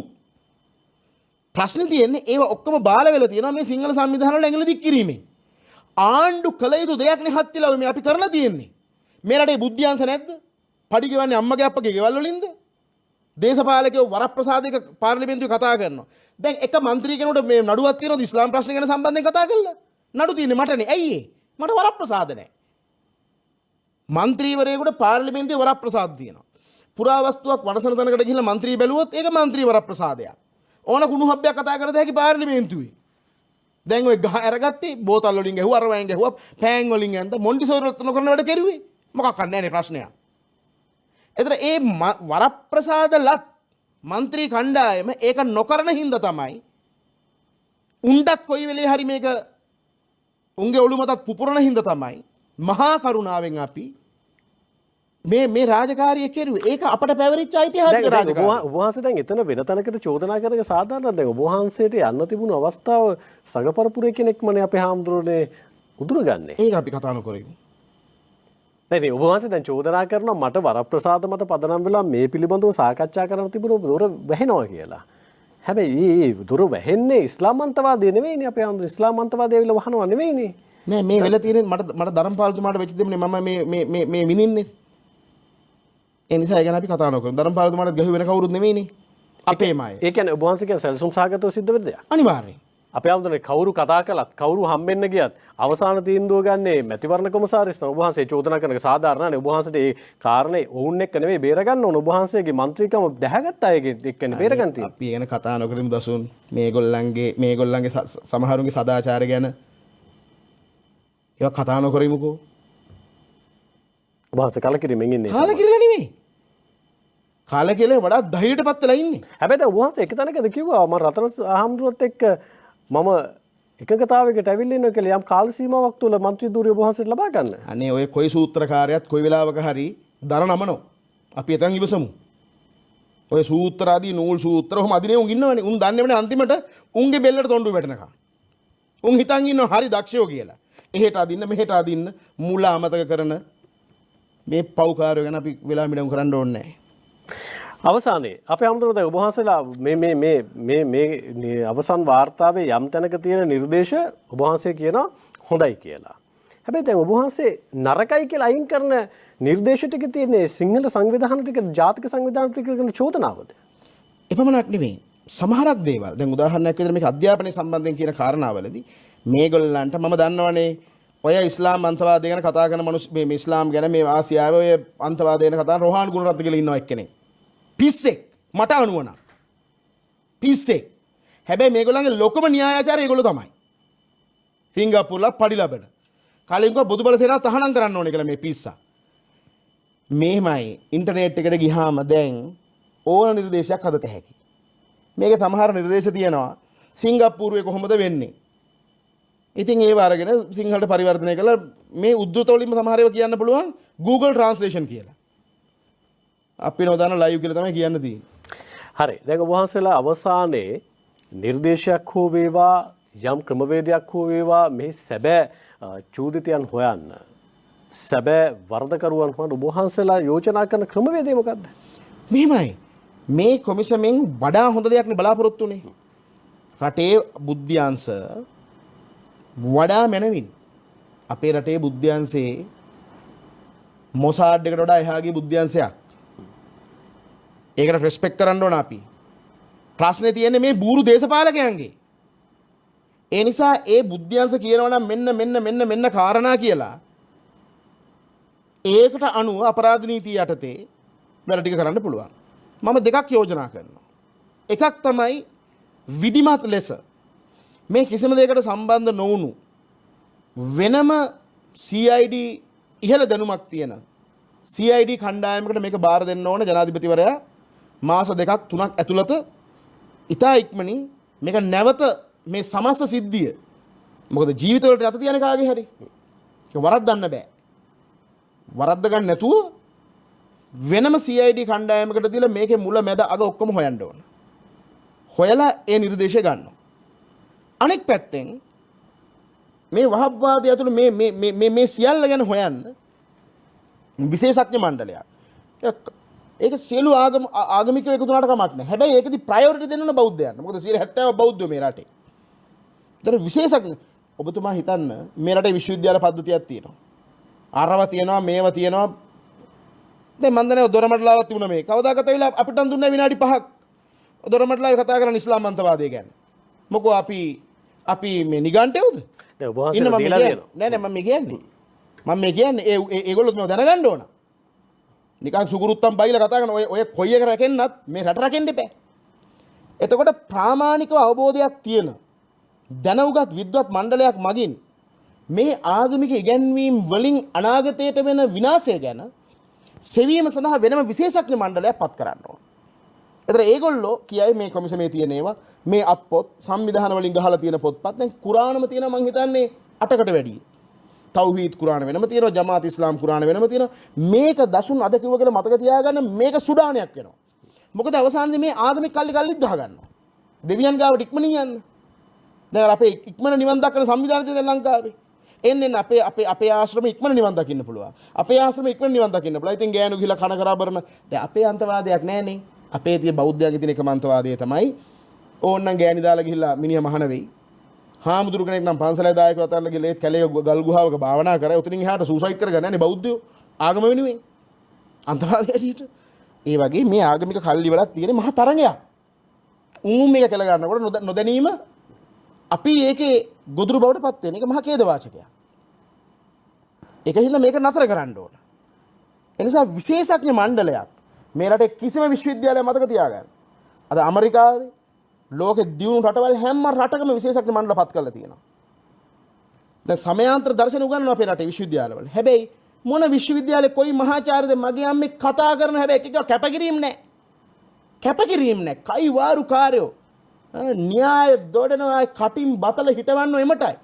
මුන් හිටවන කටින් බතල මේ අම්මා මහ පොළොවේ හිටෙවුණන් මුළු ලෝකෙම මේ බතල වලින් සස්ත්‍රීක කරන්න තිබ්බා. කයි වාරු වල හැබැයි කැපකිරීම කරන්නේ නැහැ. ඒ නිසා මම යෝජනා කරන්නේ විශ්වවිද්‍යාල වලින් මහාචාර්යවරු ආචාර්ය මට්ටමේ අය අරගෙන ධර්මයක් අපේ ධර්මය මොකක්ද? ඉස්ලාම් මොකක්ද? කතෝලික මොකක්ද? ඉවැන්ජලිකල් මොකක්ද? මොනවාද අන්තවාදය මොකක්ද මූලධර්මවාදය ප්‍රාමාණික වේදිකාවක්. මිගෙට්ටුවත් ගුණානන්ද හාමුදුරුවෝ කරපු දේ අපි කරන්න එපයි දසුන්.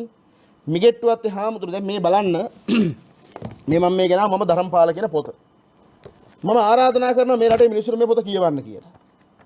ඇයි මේකේ 177 වෙනි පිටුවේ බෞද්ධ පුනරුද්ධ ව්‍යාපාරයට තිත තැබූ සිංහල හම්බ කෝලාහල 1915 මේක කියවන්න වෙලා ඇඬෙනවා දසුන්. ඇඬෙනවා. ඊටාම කුඩා කණ්ඩායමක්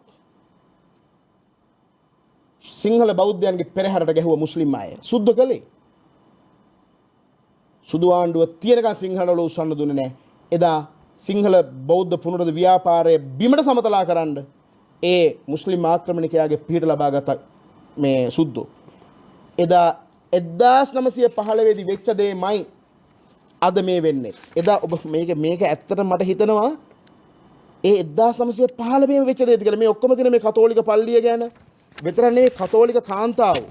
හොඳයි කතෝලික කාන්තාවෝ මෙන්න බලන්න එකක් කියනවා 1914 6/14 වෙනි දින තීන්දුවක් දුන්නා මේ 1815 උඩරට කිවිසුමට ප්‍රකාරව වසර 100 ගණන පැරණි වල්ලාහගොඩ දේවාල පෙරහැර සිංහල රජ සමයේ සිට පවත්වාගෙන ආකාරයට චාරිත්‍රාක් වශයෙන් පවත්වාගෙන යන්න කියලා. නියෝගය දෙන්නේ 1914 6/14.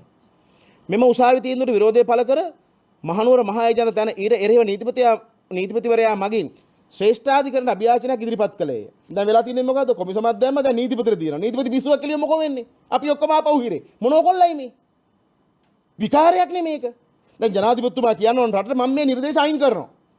ඒක ලිඛිතව දෙන්න ඕන. කටවචන කිව්වා කියලා අපිට ජී.එල්. පිරිස් මහත්තයා වෙලා කිව්වා කියලා අපි පිළිගන්නේ නැහැ. ඒක ලිඛිතව යවන්න. බෞද්ධයන් සාධාරණය කරන්න නම්. මහා ඒජන්තර ඊට එරෙහිව නීතිපතිවරයා මගින් ශ්‍රේෂ්ඨාධිකරණ අභියාචනයක් ඉදිරිපත් කළේය.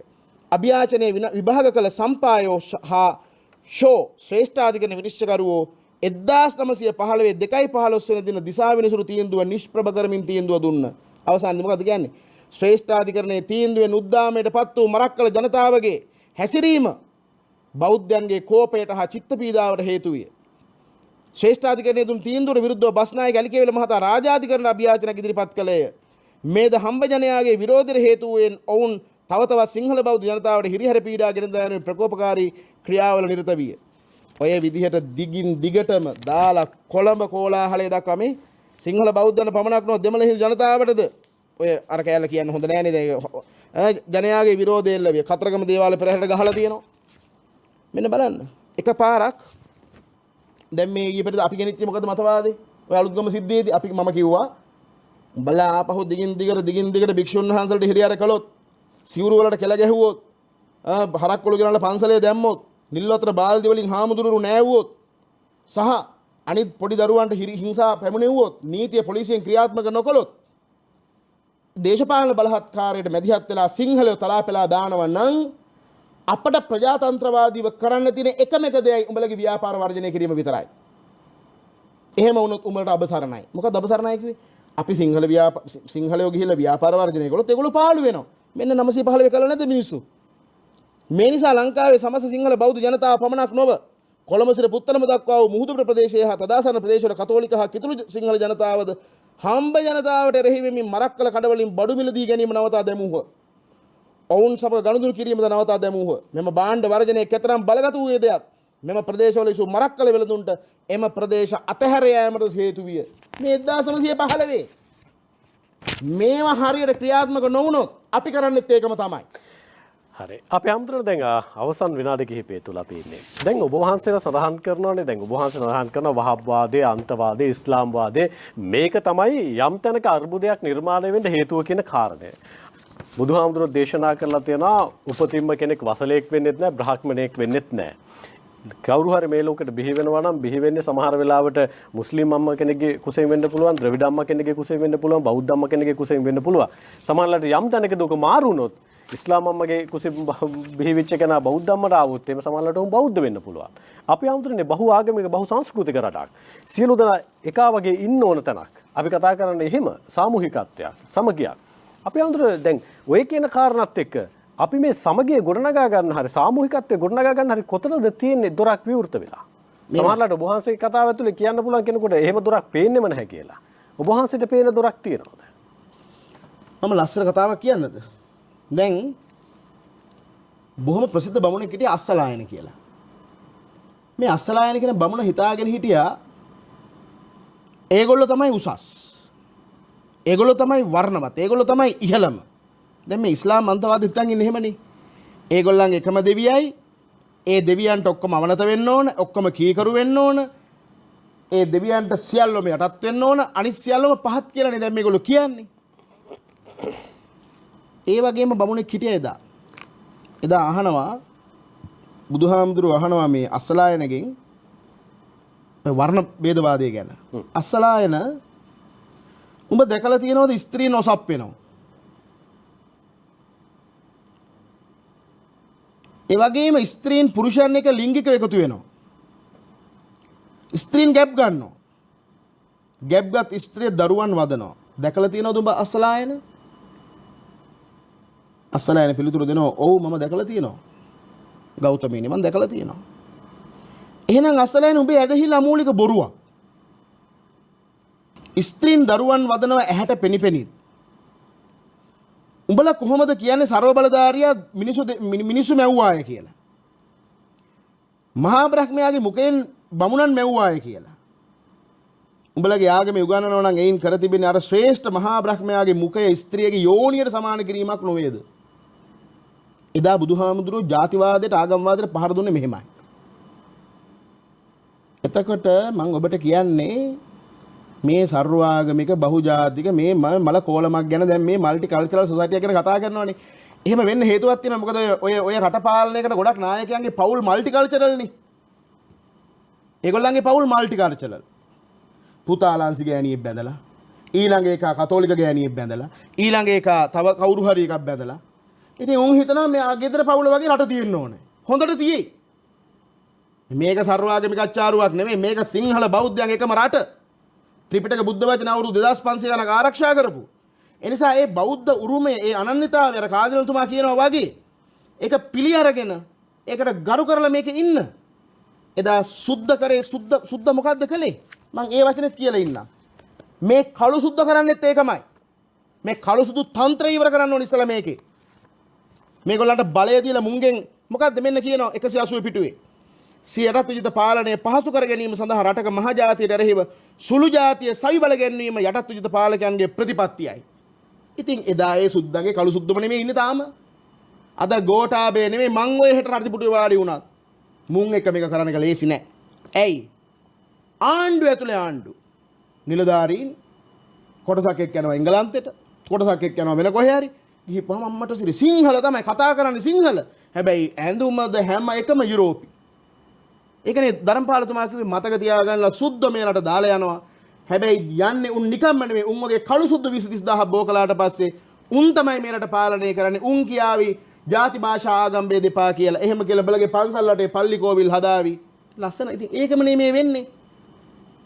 ඔය සර්වාගම කියන වචනවත් පාවිච්චි කරන කොහොමද මේ ආගම් ඔක්කොම එකක් වෙන්නේ? එහෙනම් ඔක්කොම ආගම එකක් නම් අපි ඔක්කොම හදමුකෝ එකම තැනක පල්ලි වෙනම ඕනේ නැහැ, කෝවිල් වෙනම ඕනේ නැහැ, මුකුත් ඕනේ නැහැ. ඔක්කොම ආගම් එකයිනේ. දෙයි හාමුදුරුවනේ මේ ලෝකේ තියෙන සියලුම ආගම් නිර්මාණවාදී. බුදු සමය විතරයි හේතුඵලවාදී. කොහොමද මේ දෙක යා කරන්නේ? ඒ පාප කර්මේ කරන්න එපා. ඒ ගැන කතාවත් කරන්න එපා. අපට අනුව අනිත් සියලු ආගම් මිත්‍යා දෘෂ්ටිකයි. අපි සහරාන්ල ගැන කතා කරලා හෙටත් පුපුරයි මේකේ. අද මේ මෛත්‍රීපාල මහත්තයාව එල්ලුම් ගස් යවන්න හදනවා කට්ටිය. දැන් ගෝඨාභය මහත්තයා කාලේ බෝම්බය පිපුරුවොත් එයාට එල්ලුම් ගස් යන්න ඕනද? මේක මොන කතාවක්ද මේ? මම කියන්නේ හේතුව නොනසා ඵලය නසන්න බෑ. මේ ප්‍රශ්න වලට උත්තරේ තියෙන හේතුඵලවාදය ඇතුලේ.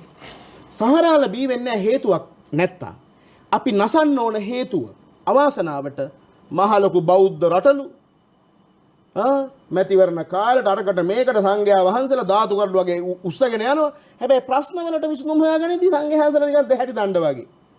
පාවිච්චි කරන කුඩේ වගේ සිත් වලට ඕනේ නැහැ. දැන් ඔය නහයෙන් ගන්න හැටි පේනවනේ හාමුදුරුවෝ. ඊයක අපිනේ බැනුම් අහන්නේ මහපාරේ. දැන් හරියද දැන් සැපද කියලා. ඇයි එහෙම වෙන්නේ? කළු පාලකයෝ. සුදු අර කිව්ව කළු සුද්දෝ. ඉතින් මේක වෙනස් කරන්න ගියාම දේශපාලන කඳවුරු බෙදලා අපිටම තලනවා. ඒ නිසා මේක සර්වාගම කියන වචනේවත් අයිති නෑ. මොකක්ද අවසානයේදී කළේ? පල්ලියේ මස් මරන ලෙබ්බෙයි අවුරුදු 2500ක් වැඳුම් ලබන බුද්ධ චීවරය එක තැන ගෙනල්ලා සමතනින් තිබ්බා. කොහොමද එහෙම වෙන්නේ? ඉස්ලාම් ආගමේ පූජකයෝ නෑ.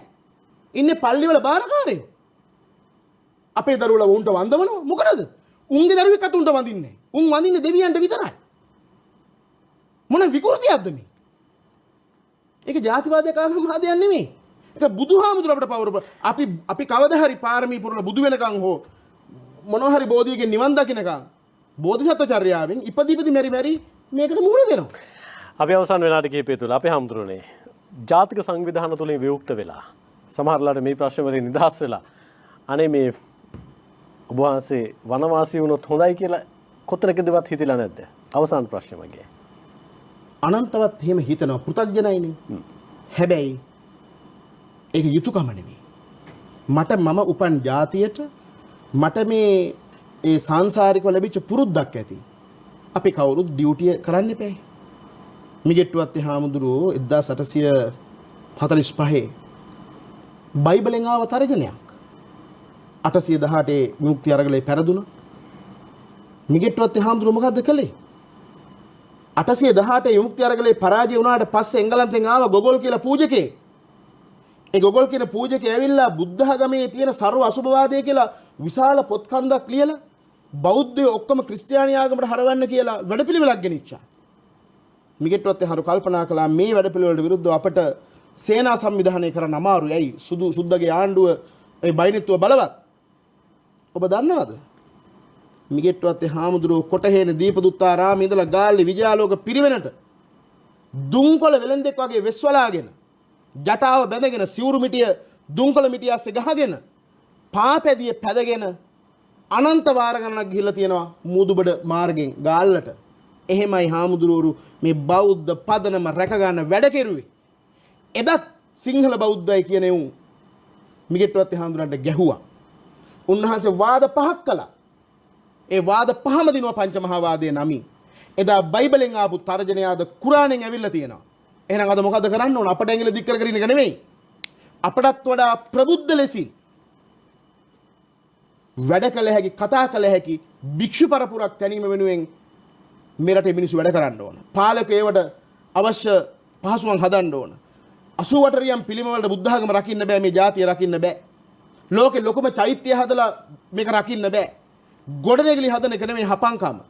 දැන් මේ තව යුගයකට මේ ධර්මයක් ජාතියත් මේ රටත් ඔසවා තබන්න පුළුවන් මිනිස්සු හදන්න ඕන.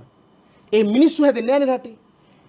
අනිත් පැත්තෙන් මිගෙට්ටුවත් පරපුරක් දැන් ඕන. මොකටද? මේ ඉස්ලාම් අන්තවාදය මං අද කිව්ව කියලා හිතා ගන්න ඔබේ මේ වැඩසටහනේ මේ ලෝකේ අපට විතරයි තේරවාදී භික්ෂුන් වහන්සේලාට විතරයි මේ උන්මත්තක අන්තවාදය මතවාදීව දාර්ශනික තලයේ පරාජය කරන්න පුළුවන් එකම දැනුම් ගබඩාව තියෙන ලංකාවේ අපිට විතරයි. මොකද නිර්මාණවාදීන්ට මේකේ උත්තරයක් නැහැ. අනිත් ඔක්කොම නිර්මාණවාදීනේ. හේතුඵලවාදී න්‍යායන්ට අනුව අපට විතරයි මේක පරද්දන්න පුළුවන්. අන්න ඒකට පස සකස් කළොත් 69 ලක්ෂයකට සාධාරණ ඉෂ්ට කලා වෙයි. ඒක මට තනියෙන් කරන්න බෑ. අපි කැලේ කපලා පාලං ඒ දඩු දැම්ම අපි තුවාල වෙලා අපි අර වනේ අතරමං වුණු හස්තියෝ වගේ අපි දුක් විඳලා ඉවරයි. හැබැයි ඊළඟ પરම්පරාව හරි භික්ෂුන් වහන්සේලක 50ක් 60ක් 100ක් මේකේ හදන්න ඕන මේ මහා මිත්‍යා දෘෂ්ටිය පරාජය කළා බුද්ධ භූමියත් බුදුහාමුදුරුවෝ දේශනා කළ මේ උත්තම ධර්මයත් ඊළඟ પરම්පරාව වෙනුවෙන් ආරක්ෂා කරන අපේ අතටපත් වෙච්ච නිවන අතහැරලා අපි ඒක කරන්න ඕන. ඒක තමයි අද දවසේ අපේ මහානකම. අපි බෙහෙවින් ස්තුතිවන්ත වෙනවා බුදුබල සේනා සංවිධානයේ මහලේකම් පූජ්‍යපාද ගල්ගොඩ අති ඥානසාර ස්වාමීන් වහන්සේට උන්වහන්සේට මම වැඩි ප්‍රශ්න කරන්න වියේ නැහැ. තීරණාත්මක තැන් ටිකේ ප්‍රශ්න කළේ පැහැදිලි කර ගැනීම ටිකක් අවශ්‍ය නිසා. කොහොම නමුත් ජනාධිපති කමිෂන් සභාවේ අවසන් වාර්තාව තුළ වහන්සේ පිළිබඳව සඳහන් වෙනවා නිර්දේශ තුළ අපි බලමු ඉදිරියේදී කුමක්ද වෙන්නේ කියලා. ඒ ඉදිරියේදී වෙන දේ සමහර වෙලාවට වහන්සේලා අපේක්ෂා කරන සාධාරණේ වන්නට පුළුවන්. සමහර වෙලාවට මෙතනින් එහාට ගියපු යලි ක්‍රියාත්මක වීමක් සිදු වන්නට පුළුවන්. අපි බලාගෙන ඉමු මේ ක්‍රියාත්මක වීම තුළ වහන්සේලාට මාධ්‍ය තුල ඉඩක් ලබා දෙන ඉදිරියේදීත් ඒ පිළිබඳව සඳහන් කරමින් අපි සමුගන්න බෙහෙවින් ස්තුතියි පාදාභිවන්දන අවසරය අපේ හැමදෙනා අද වැඩම කිරීම සම්බන්ධයෙන් මම විශ්වාස කරන ප්‍රේක්ෂක ඔබට තිබුණු ගැටලු ගණනාවක් සම්බන්ධයෙන් උන්වහන්සේගේ ඍජුව ප්‍රශ්න කරන්න අපට හැකියාව ලැබුණා. ඒ පැහැදිලි කිරීම ඔබට කරගන්න හැකියාව ලැබුණා. අපි සමුගන්නවා යලි මුණ ගැහිම ලබට බදාදා තීරණාත්මක තීරණයකින්. අවසරයි අයිබෝවන්.